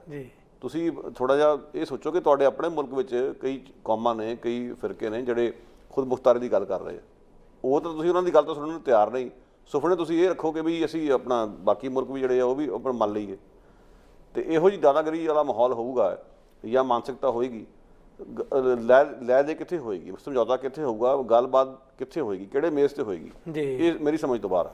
ਇਹ ਕਿਆਸ ਰਾਈਆਂ ਦੀ ਤੁਸੀਂ ਗੱਲ ਕੀਤੀ ਹੈ, ਜਿਸ ਤਰ੍ਹਾਂ ਰੂਸ ਨੂੰ ਵੀ ਇੱਕ ਰਿਸ਼ੀ ਦੇ ਨਾਲ ਜੋੜ ਕੇ ਦੇਖਣ ਦੀ ਗੱਲ, ਮੈਂ ਜਦੋਂ ਆਮ ਕਰਕੇ ਮਿੱਥ ਦੇ ਤੌਰ 'ਤੇ ਇੱਦਾਂ, ਉਹ ਬੇਸ਼ੱਕ ਭਾਰਤ ਦੇ ਦੱਖਣ ਦੇ ਵਿੱਚ ਦੇਸ਼ ਸ਼੍ਰੀਲੰਕਾ ਬਣਿਆ ਹੋਇਆ, ਪਰ ਆਮ ਕਿਹਾ ਜਾਂਦਾ ਕਿ ਰਾਵਣ ਨੂੰ ਕਰਕੇ ਮਾਰ ਕੇ, ਤੇ ਇਹ ਤਾਂ ਆਪਣਾ ਹੀ ਹੈ, ਤਾਂ ਕੋਈ ਹੈ ਹੀ ਨਹੀਂ ਬਾਹਰੋਂ। ਸ਼੍ਰੀਲੰਕਾ ਤਾਂ ਅਸੀਂ ਪਹਿਲਾਂ ਹੀ ਜਿੱਤਿਆ ਹੋਇਆ, ਉਹ ਹੁਣ ਸ਼੍ਰੀਲੰਕਾ ਉਹ ਸੀ ਜਾਂ ਕਿਤੇ ਹੋਰ ਲੰਕਾ ਸੀ, ਕਿਹੜੀ ਲੰਕਾ ਸੀ, ਉਹਦੇ ਬਾਰੇ ਅਲੱਗ-ਅਲੱਗ ਕਿਆਸ ਰਾਈਆਂ ਚੱਲਦੀਆਂ ਨੇ। ਪਰ ਜਦੋਂ ਇਹੀ ਹਾਲਾਤ ਬਣੇ ਕਿ ਆਪਣੇ ਘਰ ਲੱਗੇ ਅੱਗ ਤੇ ਦੂਸਰੇ ਦੇ ਘਰ ਬਸੰਤਰ, ਜਦੋਂ ਕਾਂਗਰਸ ਸਰਕਾਰ ਦੀ ਨੁਮਾਇੰਦਗੀ ਕਰਦੇ ਰਾਜੀਵ ਗਾਂਧੀ ਦੇ ਵੱਲੋਂ ਜੋ ਕਾਰਵਾਈਆਂ ਕੀਤੀਆਂ ਗਈਆਂ, ਤੇ ਇੱਕ ਦਿਨ ਉਹ ਆਇਆ ਜਿਹੜਾ ਇੱਕ ਹਸ਼ਰ ਦਾ ਐਸਾ ਦਿਨ ਸੀ, ਜਿਹੜਾ ਕਿ ਰਾਜੀਵ ਗਾਂਧੀ ਦੀ ਜਿਹੜਾ ਅੰਤ ਹੋਇਆ ਜਾਂ ਉਸ ਦੀ ਜਿਵੇਂ ਮੌਤ ਹੋਈ ਬਲਾਸਟ ਦੇ ਵਿੱਚ, ਤੇ ਉਸ ਦੇ ਵਿੱਚ ਵੀ ਜਿਹੜਾ ਹੈ ਉਹਨਾਂ ਲੋਕਾਂ ਦੀ ਸ਼ਮੂਲੀਅਤ ਜਾਂ ਉਹੀ ਜ਼ਿੰਮੇਵਾਰ ਸਨ ਜਿਨ੍ਹਾਂ ਦੇ ਖਿਲਾਫ ਇਹ ਸਾਰਾ ਜੰਗ ਚੱਲ ਰਿਹਾ ਸੀ। ਸੋ ਲੋਕ ਜਿਹੜੇ ਜਿਸ ਕਿਸਮ ਦੇ ਇਹੋ ਜਿਹੇ ਹਾਲਾਤ ਦੇ ਵਿੱਚ ਫਿਰ ਮੁੜ ਕੇ ਕਾਰਵਾਈ ਕਰਦੇ ਨੇ, ਤਾਂ ਫਿਰ ਉਹਨਾਂ ਦੇ ਪ੍ਰਤੀ ਬਹੁਤ ਵੱਡੀਆਂ ਸਜ਼ਾਵਾਂ, ਫਾਂਸੀਆਂ ਜਾਂ ਉਹਨਾਂ ਨੂੰ ਦੇਸ਼ ਦੇ ਖਿਲਾਫ ਮੰਨਿਆ ਜਾਂਦਾ ਹੈ। ਸਰਕਾਰਾਂ ਪਹਿਲਾਂ ਐਸੇ ਹਾਲਾਤ ਪੈਦਾ ਕਰਦੀਆਂ ਨੇ। ਦੇਖੋ, ਸਰਕਾਰਾਂ ਨੇ ਹਾਲਾਤ ਪੈਦਾ ਕੀਤੇ ਨੇ। ਆਵਲੇ ਹੁਣ ਚੀਨ ਤੇ ਪਾਕਿਸਤਾਨ ਨਾਲ ਵੀ ਜਿਹੜੀ ਲੜਾਈਆਂ, ਜੋ ਕੁਛ ਵੀ ਮਸਲੇ ਆ, ਅਖੀਰ ਗੱਲਾਂ ਦੇ ਬਹਿ ਕੇ ਹੱਲ ਹੋਣਗੀਆਂ ਜੀ, ਪਰ ਲਮਕਾਇਆ ਜਾ ਰਿਹਾ ਮਸਲਿਆਂ ਨੂੰ ਜੀ, ਉਹਨਾਂ ਮਸਲਿਆਂ ਨੂੰ ਲਮਕਾ ਕੇ ਉਹਦੇ ਵਿੱਚੋਂ ਸਿਆਸਤ ਖੇਡੀ ਜਾ ਰਹੀ ਹੈ ਜੀ। ਅੱਜ ਵੀ ਲਦਾਖ ਦੇ ਲੋਕ ਖੁਦ ਦੱਸ ਰਹੇ ਨੇ ਕਿ ਜੇ ਚੀਨ ਵੱਲੋਂ ਮੁਦਾਖਲਤ ਲਗਾਤਾਰ ਹੋ ਰਹੀ ਸੀ ਜਾਂ ਉੱਥੇ ਘੁਸਪੈਠ ਹੋ ਰਹੀ ਸੀ, ਤਾਂ ਸਰਕਾਰ ਨੇ ਕਿਉਂ ਨਹੀਂ ਕੁਝ ਕੀਤਾ? ਹਾਲਾਤ ਇੰਨੇ ਕਿਵੇਂ ਵਿਗੜ ਗਏ ਕਿ ਹੱਥੋਂ-ਪਾਈ ਤੇ ਫੌਜੀ ਉਤਰ ਆਏ, ਔਰ ਹੱਥੋਂ-ਪਾਈ ਦੇ ਵਿੱਚ ਹੀ ਮਰੇ ਨੇ। ਉੱਥੇ ਗੋਲਾਬਾਰੀ ਨਹੀਂ ਹੋਈ, ਗੋਲਾਬਾਰੀ ਕੋਈ ਨਹੀਂ ਹੋਈ ਉੱਥੇ, ਹੱਥੋਂ ਹੱਥੀ ਲੜਾਈ, ਨਿੱਕੇ ਮੋਟੇ ਗੰਡਾਸੇ ਟਕੂਏ ਇਹੋ ਜਿਹੇ ਜਿਹੜੇ ਰਲਦੇ ਮਿਲਦੇ ਹਥਿਆਰ ਚੱਕ ਕੇ ਲੜੇ ਨੇ ਆਪਸ ਵਿੱਚ, ਉਹਦੇ ਕਰਕੇ ਮਰੇ। ਹੁਣ ਉਹ ਹਾਲਾਤ ਕਿਹਨੇ ਪੈਦਾ ਕੀਤੇ ਉੱਥੇ, ਕਿਉਂ ਪੈਦਾ ਹੋਣ ਦਿੱਤੇ ਗਏ? ਕੁਝ ਦਿਨ ਪਹਿਲਾਂ ਅਸੀਂ ਆਪ ਖਬਰਾਂ ਪੜ੍ਹੀਆਂ ਕਿ ਜਦੋਂ ਕਹਿੰਦੇ ਸੀ ਕਿ ਹੁਣ ਕੋਈ ਟਿਕਟਿਕਾ ਹੋਇਆ, ਦੋਨਾਂ ਪਾਸਿਆਂ ਦੀਆਂ ਫੌਜਾਂ ਨੇ ਤੈਅ ਕੀਤਾ ਅਸੀਂ ਥੋੜ੍ਹਾ ਪਿੱਛੇ ਹੋ ਜਾਵਾਂਗੇ, ਫਿਰ ਦੁਬਾਰਾ ਹਾਲਾਤ ਕਿਵੇਂ ਵਿਗੜ ਗਏ? ਜਿਹੜਾ ਤੰਬੂ ਉੱਥੇ ਗੱਡਿਆ ਸੀ ਉਹਨੂੰ ਪੱਟਣ ਗਏ ਹੋ ਤੁਸੀਂ ਉਹ ਬਹਿ ਕੇ ਵੀ ਗੱਲ ਕਰ ਸਕਦੇ ਸੀ। ਤੰਬੂ ਪੱਟਣ ਗਏ, ਉਹਦੇ ਲੜਾਈ ਸ਼ੁਰੂ ਹੋ ਗਈ, ਲੜਾਈ ਵਿੱਚ ਤੁਹਾਡੇ ਫੌਜੀ ਮਰ ਗਏ। ਦੇਖੋ ਹੁਣ ਤੁਸੀਂ ਮਾਹੌਲ ਇੱਦਾਂ ਦਾ ਖੜਾ ਕਰ ਲਿਆ, ਜਦੋਂ ਤੁਹਾਨੂੰ ਪਹਿਲਾਂ ਹੀ ਸੂਚਨਾਵਾਂ ਆ ਰਹੀਆਂ। ਸੋ ਸ਼ੰਕਾਵਾਂ ਇਹ ਪੈਦਾ ਹੁੰਦੀਆਂ ਕਿ ਸਰਕਾਰਾਂ ਦੀ ਕਈ ਵਾਰੀ ਮਨਸ਼ਾ ਇਹ ਹੁੰਦੀ ਕਿ ਇਸ ਲੜਾਈ ਵਿੱਚੋਂ, ਇਸ ਤਬਾਹੀ ਵਿੱਚੋਂ ਕਿਵੇਂ ਫਾਇਦਾ ਲਿਆ ਜਾਵੇ, ਲਾਸ਼ਾਂ 'ਤੇ ਬਹਿ ਕੇ ਕਿਵੇਂ ਬ੍ਰੇਕਫਾਸਟ ਕੀਤਾ ਜਾਵੇ, ਇਹ ਇਹਨਾਂ ਦਾ ਕੰਮ। ਸੋ ਜੇ ਲੋਕੀ ਇਹ ਸੋਚਣ ਕਿ ਅਸੀਂ ਮਨੁੱਖੀ ਜਾਨਾਂ ਬਚਾਉਣੀਆਂ ਔਰ ਲੜਾਈ ਮਸਲੇ ਦਾ ਹੱਲ ਨਹੀਂ, ਡਿਫੈਂਸ ਬਜਟ ਵਧਾਉਣ ਨਾਲ ਕੋਈ ਤਰੱਕੀ ਦੀ ਨਿਸ਼ਾਨੀ ਨਹੀਂ ਹੈ ਡਿਫੈਂਸ ਦਾ ਬਜਟ ਵੱਧ ਜਾਣਾ। ਹਾਂਜੀ, ਸਗੋਂ ਤਰੱਕੀ ਦੀ ਨਿਸ਼ਾਨੀ ਇਹ ਹੈ ਕਿ ਜਿਹੜਾ ਵਿੱਦਿਆ ਲਈ, ਹਸਪਤਾਲਾਂ ਲਈ ਬਜਟ ਚਾਹੀਦਾ ਉਹ ਕਿੰਨਾ ਵਧਾ ਰਹੇ। ਬਿਲਕੁਲ। ਸੋ ਜਿਹੜਾ ਬਜਟ ਡਿਫੈਂਸ ਦਾ ਉਹ ਤਾਂ ਹਨੂਮਾਨ ਦੀ ਪੂੰਛ ਵਾਂਗੂ ਵਧੀ ਜਾਂਦਾ। ਹੁਣ ਜਿਹੜਾ ਚਾਹੀਦਾ, ਜਿੱਥੇ ਬਜਟ ਵਧਾਉਣਾ ਚਾਹੀਦਾ ਸੀ ਉੱਥੇ ਵਧਾ ਨਹੀਂ ਰਹੀ ਸਰਕਾਰ। ਇਹ ਇਕੱਲੇ ਵੈਸੇ ਭਾਰਤ ਦੀ ਗੱਲ ਨਹੀਂ, ਦੁਨੀਆ ਭਰ ਦੇ ਵਿੱਚ ਇਹੀ ਵਰਤਾਰਾ ਅਸੀਂ ਵੇਖ ਰਹੇ ਹਾਂ। ਕਿਉਂਕਿ ਜਿਹੜੀਆਂ ਵੱਡੀਆਂ ਕਾਰਪੋਰੇਸ਼ਨਾਂ ਜਿਹੜੀਆਂ ਮੌਤ ਦਾ ਸਮਾਨ ਤਿਆਰ ਕਰਦੀਆਂ, ਉਹਨਾਂ ਨੇ ਵੀ ਆਪਣੇ ਢਿੱਡ ਪਾੜ ਲਏ ਬਸ, ਤੇ ਉਹਨਾਂ ਨੇ ਇਹਨਾਂ ਦੀ ਜੇਬਾਂ ਗਰਮ ਕੀਤੀਆਂ ਹੋਈਆਂ ਸਿਆਸਤਦਾਨਾਂ ਦੀਆਂ, ਜਿਹਦੇ ਕਰਕੇ ਹਾਲਾਤ ਇਹ ਬਣੇ ਹੋਏ ਕਿ ਡਿਫੈਂਸ ਟੈਕਨੋਲੋਜੀ ਦੇ ਨਾਂ 'ਤੇ ਜੋ ਸਮਾਨ ਖਰੀਦਿਆ ਜਾ ਰਿਹਾ, ਜੋ ਪੈਸਾ ਜ਼ਾਇਆ ਕੀਤਾ ਜਾ ਰਿਹਾ, ਇਹੀ ਪੈਸਾ ਹੋਰ ਪਾਸੇ ਲੱਗ ਸਕਦਾ ਸੀਗਾ। ਜਿੱਥੋਂ ਤੱਕ ਜਦੋਂ ਅਸੀਂ ਦੇਖਦੇ ਹਾਂ ਕਿ ਪਹਿਲੇ ਵਿਸ਼ਵ ਯੁੱਧ ਤੋਂ ਬਾਅਦ ਜਿਸ ਤਰ੍ਹਾਂ ਦੇ ਸਬਕ ਮਿਲੇ ਸਨ ਮਨੁੱਖ ਨੂੰ ਦੁਨੀਆ ਦੇ ਵਿੱਚ ਕਿ ਕੀ ਕਰਨਾ ਚਾਹੀਦਾ, ਕੀ ਨਹੀਂ ਕਰਨਾ ਚਾਹੀਦਾ, ਉਹਦੇ ਵਿੱਚ ਲੀਡਿੰਗ ਰੋਲ ਲੈਣ ਵਾਲਿਆਂ ਨੇ ਲਿਆ ਵੀ, ਜਿਨ੍ਹਾਂ ਦੇ ਵਿੱਚ ਸਵਿਟਜ਼ਰਲੈਂਡ ਦੀ ਅਸੀਂ ਜਦੋਂ ਗੱਲ ਕਰਦੇ ਹਾਂ, ਇੱਕ ਦੇਸ਼ ਜਿਹੜਾ ਹੈ ਬਾਕਾਇਦਾ ਉਸਨੇ ਫੈਸਲਾ ਕੀਤਾ ਕਿ ਅਸੀਂ ਤੈਅ ਕਰਦੇ ਹਾਂ ਜੇ ਆਪਣਾ ਜਿਹੜਾ ਹਥਿਆਰਬੰਦ ਜਿਹੜਾ ਕੋਈ ਵੀ ਲੜਾਈ ਝਗੜਾ ਜਿਹੜਾ ਮੁਲਕਾਂ ਦੇ ਨਾਲ, ਗੁਆਂਢੀ ਦੇ ਨਾਲ ਸਾਡਾ ਨਹੀਂ ਹੋਏਗਾ, ਪਰ ਸਾਡੀ ਸੁਰੱਖਿਆ ਜਿਹੜੀ ਹੈ ਤੁਸੀਂ ਕਰਨੀ ਹੈ। ਅਤੇ ਯਕੀਨਨ ਤੌਰ 'ਤੇ ਇਸ ਗੱਲ ਦਾ ਅਸਰ ਵੀ ਹੋਇਆ ਕਿ ਆਲੇ ਦੁਆਲੇ ਬੇਸ਼ੱਕ ਬੰਬ ਡਿੱਗਦੇ ਰਹੇ। ਜਦੋਂ ਹਾਲਾਤ ਜਿਹੜੇ ਦੂਸਰੇ ਯੁੱਧ ਜਾਂ ਉਸ ਤੋਂ ਬਾਅਦ ਵੀ ਜੋ ਹਾਲਾਤ ਬਣੇ, ਯੂਰਪ ਦੇ ਵਿੱਚ ਵੀ ਬਾਕੀ ਮੁਲਕਾਂ ਦੇ ਵਿੱਚ ਹਾਲਾਤ ਹੋਰ ਸਨ, ਪਰ ਉਸ ਦੇ ਵਿੱਚ ਜਿਹੜੇ ਇਹ ਮੁਲਕ ਸਨ ਸਵਿਟਜ਼ਰਲੈਂਡ ਜਾਂ ਉਹ ਜਿਨ੍ਹਾਂ ਨੇ ਫੈਸਲਾ ਕੀਤਾ ਸੀ, ਉਹਨਾਂ ਦੀ ਸੁਰੱਖਿਆ ਯਕੀਨੀ ਬਣਾਉਣੀ ਦੁਨੀਆ ਦੀ ਇੱਕ ਜ਼ਿੰਮੇਵਾਰੀ ਸੀ। ਉਹਨੇ ਉਸ ਨੂੰ ਕਾਬੂ ਰੱਖਿਆ, ਉਹ ਵੀ ਜਿਉਂਦੇ ਨੇ, ਉਹ ਅੱਜ ਵੀ ਇਸ ਗੱਲ ਤੇ ਖੜੇ ਹੋਏ ਨੇ। ਜੇ ਦੁਨੀਆ ਦੇ ਕੁਝ ਮੁਲਕ ਇਹ ਫੈਸਲਾ ਕਰ ਸਕਦੇ ਨੇ ਕਿ ਅਸੀਂ ਇਸ ਤਰ੍ਹਾਂ ਦਾ ਯੁੱਧ ਕਰਨ ਦੀ ਹਾਲਤ 'ਚ ਨਹੀਂ, ਅਸੀਂ ਆਪਣੇ ਲੋਕਾਂ ਦੀ ਤਬਾਹੀ ਨਹੀਂ ਕਰਨੀ, ਅਸੀਂ ਆਪਣੇ ਦੇਸ਼ ਨੂੰ ਗੁਰਬਤ ਦਾ ਸ਼ਿਕਾਰ ਨਹੀਂ ਬਣਾਉਣਾ, ਭੁੱਖਮਰੀ ਦਾ ਸ਼ਿਕਾਰ ਨਹੀਂ ਬਣਾਉਣਾ, ਤਾਂ ਵੱਡੀਆਂ ਜਿਹੜੀਆਂ ਤਾਕਤਾਂ ਨੇ, ਜੇ ਇੱਥੋਂ ਟਰੰਪ ਜਾਂਦਾ, ਭਾਰਤ ਪਹੁੰਚਦਾ ਤਾਂ ਉਹ ਕਹਿੰਦਾ ਇੰਨੇ ਬਿਲੀਅਨ ਦੇ ਹਥਿਆਰ ਜਿਹੜੇ ਮੈਂ ਵੇਚ ਕੇ ਆਉਣਾ ਉਹ ਲੈਂਦੇ ਨੇ। ਇੱਥੋਂ ਫਰਾਂਸ ਦੇ ਨਾਲ ਕੋਈ ਸੰਧੀ ਹੁੰਦੀ ਹੈ ਜਾਂ ਵੱਖ-ਵੱਖ ਮੁਲਕਾਂ ਨਾਲ ਹੁੰਦਾ, ਹੱਦ ਹੋ ਗਈ। ਜੇ ਕੁਝ ਦੇਸ਼ ਇਹ ਕਰ ਸਕਦੇ ਨੇ ਤਾਂ ਫਿਰ ਬਾਕੀ ਕਿਉਂ ਨਹੀਂ ਕਰ ਸਕਦੇ? ਕਿ ਇਹਦੇ ਵਿੱਚ ਆ ਜਿਹੜੀਆਂ ਆਪਣੇ ਆਪ ਨੂੰ ਮਾਰੂ ਤਾਕਤਾਂ ਸਮਝਦੀਆਂ ਨੇ, ਇਹਨਾਂ ਦੀ ਬਹੁਤ ਵੱਡੀ ਗਲਤਫਹਿਮੀ ਜਾਂ ਸ਼ਰਾਰਤ ਹੈ, ਜਾਂ ਫਿਰ ਯੂਨਾਈਟਿਡ ਨੇਸ਼ਨ ਜਿਹੜੀ ਇੱਕ ਆਰਗੇਨਾਈਜੇਸ਼ਨ ਹੈ ਜੋ ਇੱਕ ਦੇਸ਼ ਨੂੰ ਛਤਰਛਾਇਆ ਦੇ ਸਕਦੀ ਹੈ ਕਿ ਇਹਦੇ ਤੇ ਬੰਬ ਨਾ ਸੁੱਟੋ ਭਾਈ, ਇਹਨੇ ਕੁਝ ਨਹੀਂ ਕਰਨਾ, ਤੇ ਬਾਕੀਆਂ ਵੇਲੇ ਉਹਦੇ ਹਥਿਆਰ ਕਿਉਂ ਡਿੱਗ ਪੈਂਦੇ ਨੇ? ਦੇਖੋ, ਯੂਐਨ ਦੀ ਵੀ ਦਿੱਕਤਾਂ ਬਹੁਤ ਨੇ ਗੁਰਵਿੰਦਰ ਸਿੰਘ ਜੀ। ਯੂਐਨ ਦੀ ਜਿਹੜੀ ਆਮਦਨ ਹੈ ਉਹਦਾ ਵੱਡਾ ਹਿੱਸਾ ਅਮਰੀਕਾ ਵਰਗੇ ਮੁਲਕਾਂ ਤੋਂ ਆਉਂਦਾ ਜੀ। ਸੋ ਉਹਨਾਂ ਦੀ ਬੋਲੀ ਬੋਲਣੀ ਜਾਂ ਉਹਨਾਂ ਦੇ ਹੱਥਾਂ 'ਚ ਖੇਡਣਗੇ। ਯੂਐਨ ਵੀ ਲਾਚਾਰ ਹੈ ਕਈ ਗੱਲਾਂ ਦੇ ਵਿੱਚ। ਹੁਣ ਯੂਐਨ ਦੀ ਮਿਸਾਲ ਲਓ, ਜਦੋਂ ਇਰਾਕ ਦੇ ਵਿੱਚ ਇੰਸਪੈਕਟਰ ਕਹਿ ਰਹੇ ਸੀ, ਵੈਪਨ ਇੰਸਪੈਕਟਰ, ਕਿ ਇਰਾਕ 'ਚ ਮਾਰੂ ਹਥਿਆਰ ਸਾਨੂੰ ਲੱਭੇ ਨਹੀਂ ਜਾਂ ਸਾਨੂੰ ਸਮਾਂ ਹੋਰ ਦਿੱਤਾ ਜਾਵੇ, ਉਹਨਾਂ ਦੀ ਗੱਲ ਅਣਸੁਣੀ ਕੀਤੀ ਗਈ ਔਰ ਫਿਰ ਚੜ੍ਹਾਈ ਕਰ ਦਿੱਤੀ ਗਈ ਇਰਾਕ 'ਤੇ। ਨਿਕਲਿਆ ਕੁਛ ਹੈ ਨਹੀਂ ਉੱਥੋਂ, ਖੋਦਾ ਪਹਾੜ ਨਿਕਲੀ ਚੂਹੀਆਂ ਵਾਲੀ ਮਿਸਾਲ ਸਾਬਤ ਹੋਈ। ਇਸ ਤੋਂ ਵੱਡੀ ਹੋਰ ਕਿਹੜੀ ਮਿਸਾਲ ਦਿੱਤੀ ਜਾਵੇ ਦੁਨੀਆ ਨੂੰ? ਰਹੀ ਗੱਲ ਆ ਜਿਹੜੇ ਮੁਲਕ ਨੇ ਜਿਵੇਂ ਭਾਰਤ ਹੋਇਆ, ਪਾਕਿਸਤਾਨ, ਜਿਹੜੇ ਪਹਿਲਾਂ ਹੀ ਗੁਰਬਤ ਨਾਲ ਘੁਲ ਰਹੇ, ਜਿੱਥੇ ਮਤਲਬ ਲੋਕਾਂ ਨੂੰ ਬੁਨਿਆਦੀ ਸਹੂਲਤਾਂ ਨਹੀਂ ਮਿਲ ਰਹੀਆਂ, ਤੁਸੀਂ ਉੱਥੇ ਤਾਂ ਮਜ਼ਾਕ ਹੀ ਬਣ ਗਿਆ ਕਿ ਬਈ ਨਿਊਕਲੀਅਰ ਤਾਕਤ ਨਾਲ ਲੈਸ ਹੋਈਏ। ਉਹ ਨਿਊਕਲੀਅਰ ਤਾਕਤ ਤੁਸੀਂ ਕਰਨੀ ਕੀ ਹੈ ਉੱਥੇ? ਨਿਊਕਲੀਅਰ ਤਾਕਤ ਤੁਸੀਂ ਬਿਜਲੀ ਤਿਆਰ ਕਰ ਲਓ, ਸਾਨੂੰ ਕੋਈ ਇਤਰਾਜ਼ ਨਹੀਂਗਾ। ਹਾਲਾਂਕਿ ਉਹ ਵੀ ਇੱਕ ਵੱਖਰਾ ਵਿਸ਼ਾ ਕਿ ਉਹਦੀ ਲੋੜ ਹੈ ਜਾਂ ਨਹੀਂ ਹੈ, ਕਿਉਂਕਿ ਉਹਦੇ ਵੀ ਬੜੇ ਮਾਰੂ ਸਿੱਟੇ ਨਿਕਲੇ ਆ। ਜਾਪਾਨ ਵਰਗੇ ਮੁਲਕ ਨਹੀਂ ਸਾਂਭ ਸਕੇ ਜਦੋਂ ਕਰੋਪੀ ਆਈ, ਨਿਊਕਲੀਅਰ ਪਲਾਂਟ ਕਿਵੇਂ ਤਬਾਹ ਹੋ ਗਿਆ ਔਰ ਉਸਦਾ ਨੁਕਸਾਨ ਕਿੰਨਾ ਹੋਇਆ। ਸੋ ਉਹ ਇੱਕ ਵੱਖਰਾ ਸਵਾਲ ਹੈ ਕਿ ਉਹ ਵੀ ਹੋਵੇ ਜਾਂ ਨਾ ਹੋਵੇ। ਬਿਲਕੁਲ। ਪਰ ਫਿਰ ਵੀ ਜੇ ਆਪਾਂ ਤਰਕ ਦੇ ਤੌਰ ਤੇ ਗੱਲ ਕਰਨੀ ਹੋਵੇ ਤੇ ਪਰਮਾਣੂ ਸ਼ਕਤੀ ਦਾ ਜੇ ਇਸਤੇਮਾਲ ਕਰਨਾ ਹੀ ਹੈ, ਕੋਈ ਉਸਾਰੂ ਕੰਮ ਕਰ ਲਓ, ਬਸ। ਹਥਿਆਰ ਬਣਾ ਕੇ ਤੁਸੀਂ ਕਰਨਾ ਕੀ ਹੈ? ਦੇਖੋ, ਕਿਉਂਕਿ ਇੱਕ ਵਾਰੀ ਉਹ ਜੇ ਹਥਿਆਰ ਵਰਤਿਆ ਗਿਆ ਤੇ ਨੁਕਸਾਨ ਸਾਰੀ ਦੁਨੀਆ ਨੂੰ ਹੋਣਾ ਤੇ ਹੋ ਰਿਹਾ। ਤੇ ਉਹ ਜਿਹੜੇ ਉਸ 'ਚ ਧਰਮਾਨ ਜਿਹੜੇ ਹੋ ਰਹੇ ਆ, ਅਸੀਂ ਸਿਰਫ ਉਹਨਾਂ ਦਾ ਵੇਖ ਰਹੇ ਹਾਂ ਕਿ ਜਿਹਨਾਂ ਨੇ ਹੋਰ ਧਰਮਾਨ ਹੋਣਾ, ਸ਼ਾਇਦ ਉਹਨਾਂ ਦੀ ਪਹੁੰਚ ਵਿੱਚ ਹੋਵੇ ਕੋਈ ਨਵੇਂ ਕਿਸੇ ਗ੍ਰਹਿ ਤੇ ਜਾ ਵਸਣ। ਹਰ ਇੱਕ ਬੰਦੇ ਦੇ ਵੱਸ ਦੀ ਗੱਲ ਹੈ ਨਹੀਂ ਆਪਣੀ। ਸੋ ਇਹ ਜਿਹੜੀਆਂ ਗੱਲਾਂ ਨੇ, ਇਸ ਦੇ ਉੱਤੇ ਲੋਕਾਂ ਨੂੰ ਖੜਨਾ ਪਏਗਾ ਇਸ ਗੱਲ ਤੇ। ਸਰਕਾਰਾਂ ਤੋਂ ਬਹੁਤੀ ਆਸ ਨਹੀਂ ਆਪਾਂ ਕਰ ਸਕਦੇ। ਵੇਖੋ, ਮੈਂ ਹੁਣੇ ਜ਼ਿਕਰ ਕਰ ਰਿਹਾ ਸੀ ਤੇ ਉਸਤਾਦ ਦਾਮਨ ਨੇ ਇੱਕ ਸ਼ੇਅਰ ਲਿਖਿਆ ਸੀ, ਉਸ ਦਾ ਭਾਵ ਇਹ ਸੀ ਕਿ ਭਾਰਤ ਤੇ ਪਾਕ ਦੇ ਬਾਰੇ ਉਹਨਾਂ ਨੇ ਲਿਖਿਆ ਕਿ ਜਦੋਂ ਦੋਹਾਂ ਮੁਲਕਾਂ ਦੇ ਨਾਲ ਨਿੱਤ ਜਿਹੜੇ ਲੋਕ ਘੁਲਦੇ ਆ, ਗੁਰਬਤੀ ਦੇ ਨਾਲ ਹਾਲਾਤ ਜਿਹੜੇ ਤੰਗ ਨੇ, ਤਾਂ ਫਿਰ ਉਹ ਦੋਹਾਂ ਮੁਲਕਾਂ ਦੇ ਲੋਕਾਂ ਦੀ ਕਾਹਦੀ ਜੰਗ ਹੈ? ਇਹ ਜਿਹੜੀ ਤੰਗੀ ਇਸ ਕਿਸਮ ਦੀ ਹੈ, ਫਿਰ ਜੰਗ ਕਿਹੜੀ ਹੈ? ਜਦੋਂ ਇਹੋ ਜਿਹੀ ਗੱਲ ਹੀ ਅਸੀਂ ਬਾਕੀਆਂ ਨਾਲ ਵੀ ਦੇਖਦੇ ਹਾਂ, ਜੋ ਹਾਲਾਤ ਬਣੇ ਹੋਏ ਨੇ ਅੱਜ ਜੇ ਭਾਰਤ ਦੇ ਵਿੱਚ ਅਸੀਂ ਦੇਖਦੇ ਹਾਂ ਕਿ ਆਹ ਕੋਵਿਡ ਤੋਂ ਬਾਅਦ ਜੋ ਸਾਡੇ ਸਾਹਮਣੇ ਓਵਰਆਲ ਪਿਕਚਰ ਆਈ, ਕਿੰਨੇ ਲੋਕ ਕਿਸ ਮੰਦਭਾਗੀ ਜ਼ਿੰਦਗੀ ਦੇ ਨਾਲ ਸੰਘਰਸ਼ ਕਰ ਰਹੇ ਨੇ, ਤੇ ਜੋ ਉਹਨਾਂ ਦੇ ਹਾਲਾਤ ਨੇ ਉਹਦੇ ਬਾਰੇ ਕਿਸੇ ਸ਼ਾਇਰ ਦੇ ਕਥਨ ਕਮਾਲ ਦੇ ਨੇ ਕਿ ਇਸ ਵੇਲੇ ਜੋ ਹਾਲਾਤ ਨੇ, ਆਹਾਂ ਦਾ ਧੂੰਆਂ ਬਣ ਕੇ ਕੋਈ ਰਾਤ ਕਾਲੀ ਪੈ ਗਈ, ਰੋਟੀ ਦਾ ਲਾਰਾ ਲਾ ਕੇ ਕਈਆਂ ਨੂੰ ਹੋਣੀ ਲੈ ਗਈ। ਕਿਸ ਕਿਸਮ ਦਾ ਸੜਕਾਂ ਤੇ ਮਰ ਰਹੇ ਨੇ, ਰੇਲਵੇ ਟਰੈਕ ਤੇ ਕੋਈ ਭੁੱਖਮਰੀ ਦੇ ਨਾਲ ਕੋਈ ਬੱਚਾ ਮਰੀ, ਮਾਂ ਦਾ ਦੁੱਧ ਚੁੰਘ ਰਿਹਾ ਤੇ ਕਿਸੇ ਦੀ ਲਾਸ਼ ਕਿੱਧਰ ਖਿਲਰੀ ਪਈ ਹੈ। ਇਸ ਤਰ੍ਹਾਂ ਦੇ ਮੁਲਕ ਦੇ ਵਸਿੰਦਿਆਂ ਨੂੰ ਸਾਂਭਣ ਦੀ ਥਾਂ ਤੇ ਜਿਸ ਪਾਸੇ ਵੱਲ ਨੂੰ ਅਸੀਂ ਤੁਰ ਰਹੇ ਹਾਂ, ਤੇ ਮੈਨੂੰ ਲੱਗਦਾ ਇਹੋ ਜਿਹੀ ਜਿੱਤ ਵੀ ਹਾਰ ਹੀ ਹੈ। ਹੁਣ ਪਿੱਛੇ ਅਮਿਤ ਸ਼ਾਹ ਦਾ ਬਿਆਨ ਸੀਗਾ ਜੀ, ਜਿਹੜਾ ਮੈਨੂੰ ਘੱਟੋ ਘੱਟ ਬੜਾ ਹਾਸੋਹੀਣਾ ਜਿਹਾ ਲੱਗਿਆ ਜੀ। ਅਮਿਤ ਸ਼ਾਹ ਕਹਿ ਰਹੇ ਨੇ ਕਿ ਸਾਰੇ ਲੋਕ ਇਕੱਠੇ ਹੋ ਜਾਣ ਕੋਵਿਡ-19 ਖਿਲਾਫ ਲੜਾਈ ਲੜਨ ਲਈ, ਆਪਣੇ ਮਤਭੇਦ ਛੱਡ ਦਿੱਤੇ ਜਾਣ। ਸੁਣਨ ਨੂੰ ਤਾਂ ਬਹੁਤ ਗੱਲ ਬੜੀ ਖੂਬਸੂਰਤ ਲੱਗਦੀ ਹੈ, ਪਰ ਕੀ ਸਰਕਾਰ ਖੁਦ ਏਕਾ ਕਰਨ ਲਈ ਤਿਆਰ ਹੈ? ਤੁਸੀਂ ਤਾਂ ਇਸ ਮੌਕੇ ਦਾ ਫਾਇਦਾ ਚੁੱਕ ਕੇ ਵਿਰੋਧੀਆਂ ਦੀ ਆਵਾਜ਼ ਨੂੰ ਦਬਾਉਣ ਲਈ ਉਹਨਾਂ ਨੂੰ ਜੇਲ੍ਹਾਂ 'ਚ ਸੁੱਟ ਰਹੇ ਹੋ, ਸਰਹੱਦਾਂ ਤੇ ਲੜਾਈ ਲਾਉਣ ਲਈ ਬੈਠੇ ਹੋ। ਇਹ ਤਾਂ ਸਰਕਾਰ ਨੂੰ ਆਪ ਨੂੰ ਪਤਾ ਹੋਣਾ ਚਾਹੀਦਾ ਕਿ ਤੁਹਾਡੀ ਪਹਿਲ ਕਦਮੀ ਕਿਸ ਪਾਸੇ ਹੋਵੇ। ਤੇ ਲੋਕਾਂ ਤੋਂ ਤੁਸੀਂ ਆਸ ਕਰਦੇ ਹੋ ਲੋਕ ਏਕਾ ਕਰ ਲੈਣ, ਤੁਹਾਨੂੰ ਬਲੈਂਕ ਚੈੱਕ ਲਿਖ ਕੇ ਦੇਣਗੇ, ਠੀਕ ਹੈ ਤੁਸੀਂ ਸਾਡੇ ਮਾਈ ਬਾਪ ਜੋ ਮਰਜ਼ੀ ਫੈਸਲਾ ਲਓ, ਸਾਨੂੰ ਮਨਜ਼ੂਰ ਆ, ਸਵਾਲ ਵੀ ਨਹੀਂ ਕਰਦੇ ਆਪਾਂ, ਤੇ ਤੁਸੀਂ ਜੋ ਮਰਜ਼ੀ ਕਰੀ ਜਾਓ। ਜਿਹੜਾ ਦੂਜਿਆਂ ਨੂੰ ਕਹਿਣਾ, ਜਨਤਾ ਨੂੰ ਕਹਿਣਾ, ਜਨਤਾ ਤੋਂ ਇਸ ਗੱਲ ਦੀ ਆਸ ਕਰਨੀ ਕਿ ਕੋਵਿਡ-19 ਦੇ ਸਮੇਂ ਦੌਰਾਨ ਏਕਾ ਕਰਨ ਦੀ ਲੋੜ ਆ, ਮਤਭੇਦ ਭੁਲਾਉਣ ਦੀ ਲੋੜ ਆ। ਤੁਸੀਂ ਤਾਂ ਮਤਭੇਦ ਭੁਲਾ ਹੀ ਨਹੀਂ ਰਹੇ, ਤੁਸੀਂ ਤਾਂ ਮਨਾਂ 'ਚ ਈਰਖਾ ਰੱਖੀ ਹੋਈ ਹੈ, ਨਫ਼ਰਤ ਰੱਖੀ ਹੋਈ ਹੈ, ਤੁਸੀਂ ਤਾਂ ਲੋਕਾਂ ਨੂੰ ਟੁਕੜਿਆਂ 'ਚ ਵੰਡਿਆ ਹੋਇਆ। ਤਬਲੀਗੀਆਂ ਦੇ ਇਕੱਠ ਹੋਇਆ, ਤੁਸੀਂ ਤਾਂ ਕਈ ਹਜ਼ਾਰਾਂ ਲੋਕਾਂ ਦੇ ਬੈਨ ਲਾਤਾ ਕਿ ਤੁਸੀਂ 10-10 ਸਾਲ ਲਈ ਭਾਰਤ ਨਹੀਂ ਆ ਸਕਦੇ। ਆਪਣਾ ਟਰੰਪ ਦੇ ਲਈ ਇਕੱਠ ਹੋਇਆ, ਉਹਦੇ ਵਿੱਚ ਕਿੰਨੇ ਲੋਕ ਆਏ, ਉਹਨਾਂ ਦੇ ਕੋਈ ਕਾਰਵਾਈ ਨਹੀਂ। ਸੋ ਇਹ ਜਿਹੜਾ ਸਵੈ ਵਿਰੋਧੀ ਗੱਲਾਂ ਨੇ ਆ ਬੜੀਆਂ।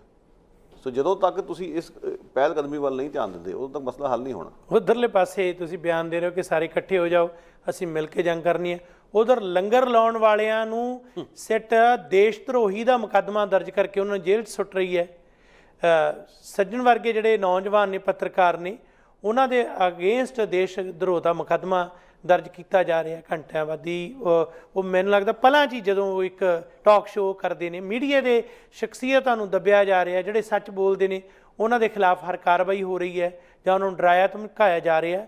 ਤੇ ਇੱਕ ਨਹੀਂ ਬਲਕਿ ਅਨੇਕਾਂ ਦੀ ਤਾਦਾਦ ਦੇ ਵਿੱਚ ਰੋਜ਼ ਇਹ ਘਟਨਾਵਾਂ ਹੋ ਰਹੀਆਂ ਨੇ।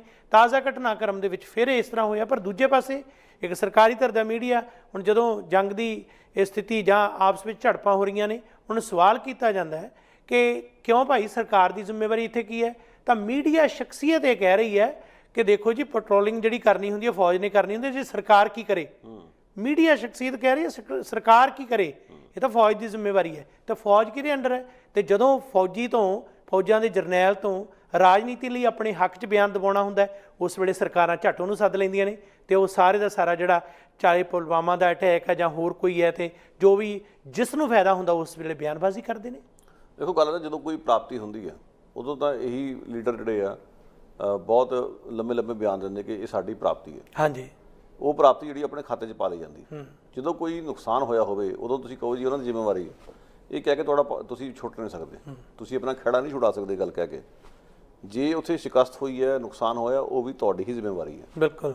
ਜੇ ਉੱਥੇ ਤੁਸੀਂ ਝੰਡਾ ਕੱਢ ਦਿੰਦੇ ਫਿਰ ਤੁਹਾਡੀ ਪ੍ਰਾਪਤੀ ਸੀਗੀ।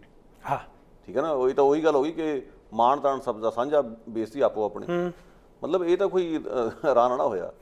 ਔਰ ਜਿਹੜਾ ਤੁਸੀਂ ਜਿਹੜੇ ਮਿਸਾਲਾਂ ਦਿੱਤੀਆਂ, ਦੇਖੋ ਗੱਲ ਇਸ ਤਰ੍ਹਾਂ ਕਿ ਹਮੇਸ਼ਾ ਇਹ ਦੂਜਿਆਂ ਨੂੰ ਦੋਸ਼ ਲਾਉਂਦੇ ਨੇ, ਦੂਜਿਆਂ ਤੇ ਲੇਬਲ ਲਾਉਂਦੇ ਇਸ ਗੱਲ ਦਾ। ਹਾਂਜੀ, ਕਿ ਜਿਹੜੇ ਲੋਕ ਹੱਕ ਸੱਚ ਇਨਸਾਫ ਦੀ ਗੱਲ ਕਰਦੇ ਆ ਕਿ ਟੁਕੜੇ ਟੁਕੜੇ ਗੈਂਗ ਦੇ ਮੈਂਬਰ ਨੇ। ਹਾਂਜੀ, ਇੱਕ ਇਹਨਾਂ ਨੇ ਘੜਿਆ ਹੋਇਆ ਇੱਕ ਸ਼ਬਦ, ਟੁਕੜੇ ਟੁਕੜੇ ਗੈਂਗ।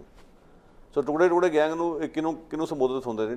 ਅਰੁੰਧਤੀ ਰੋਏ ਵਰਗਿਆਂ ਨੂੰ, ਸਾਈ ਬਾਬਾ ਵਰਗਿਆਂ ਨੂੰ, ਕਿ ਇਹ ਟੁਕੜੇ ਟੁਕੜੇ ਗੈਂਗ ਦੇ ਮੈਂਬਰ ਨੇ, ਕਿਉਂਕਿ ਇਹ ਮੁਲਕ ਦੇ ਟੁਕੜੇ ਟੁਕੜੇ ਕਰਨਾ ਚਾਹੁੰਦੇ ਆ। ਅਸਲ ਜੇ ਤੁਸੀਂ ਧਿਆਨ ਨਾਲ ਵੇਖੋ ਕਿ ਇਹ ਉਹ ਲੋਕ ਨੇ ਜਿਹੜੇ ਟੁਕੜੇ ਟੁਕੜੇ ਕਰਨਾ ਚਾਹੁੰਦੇ ਨੇ। ਇਹ ਉਹ ਲੋਕ ਨੇ ਜਿਹੜੇ ਸਮਾਜ ਨੂੰ ਜੋੜਨ ਦੀ ਗੱਲ ਕਰ ਰਹੇ। ਜੀ ਜੀ ਜੀ। ਟੁਕੜੇ ਟੁਕੜੇ ਗੈਂਗ ਤਾਂ ਹੈ ਸੰਘੀ ਕੋੜਮਾ, ਜਿਹੜਾ ਪਹਿਲਾਂ ਹੀ ਦੋ ਕੌਮਾਂ ਦੀ ਗੱਲ ਕਰਦਾ ਸੀ, ਜਿਹਦੇ ਕਰਕੇ ਪਾਕਿਸਤਾਨ ਬਣਿਆ। ਸੋ ਪਾਕਿਸਤਾਨ ਤੁਹਾਡੇ ਕਰਕੇ ਬਣਿਆ। ਕਸ਼ਮੀਰ ਵਿੱਚ ਵੱਖਰੇ ਹੋਣ ਦੀ ਜਿਹੜੀ ਮੰਗ ਉੱਠ ਰਹੀ ਤੁਹਾਡੇ ਕਰਤੂਤਾਂ ਕਰਕੇ ਹੋ ਰਹੀ ਹੈ। ਸੋ ਟੁਕੜੇ ਟੁਕੜੇ ਗੈਂਗ ਕੌਣ ਹੋਇਆ? ਹੋਏ ਜਾਂ ਉਹ ਲੋਕ ਪੱਖੀ ਜਿਹੜੇ ਬੁੱਧੀਜੀਵੀ ਨੇ, ਇਹ ਲੋਕ ਫੈਸਲਾ ਕਰਨ। ਟੁਕੜੇ ਟੁਕੜੇ ਗੈਂਗ ਸਹੀ ਅਰਥਾਂ 'ਚ ਸੰਘੀ ਕੋੜਮਾ ਤੇ ਉਸਦਾ ਸਰਦਾਰ ਹੈ ਨਰਿੰਦਰ ਮੋਦੀ, ਚਾਹੇ ਕੋਈ ਮੰਨੇ ਜਾਂ ਨਾ ਮੰਨੇ।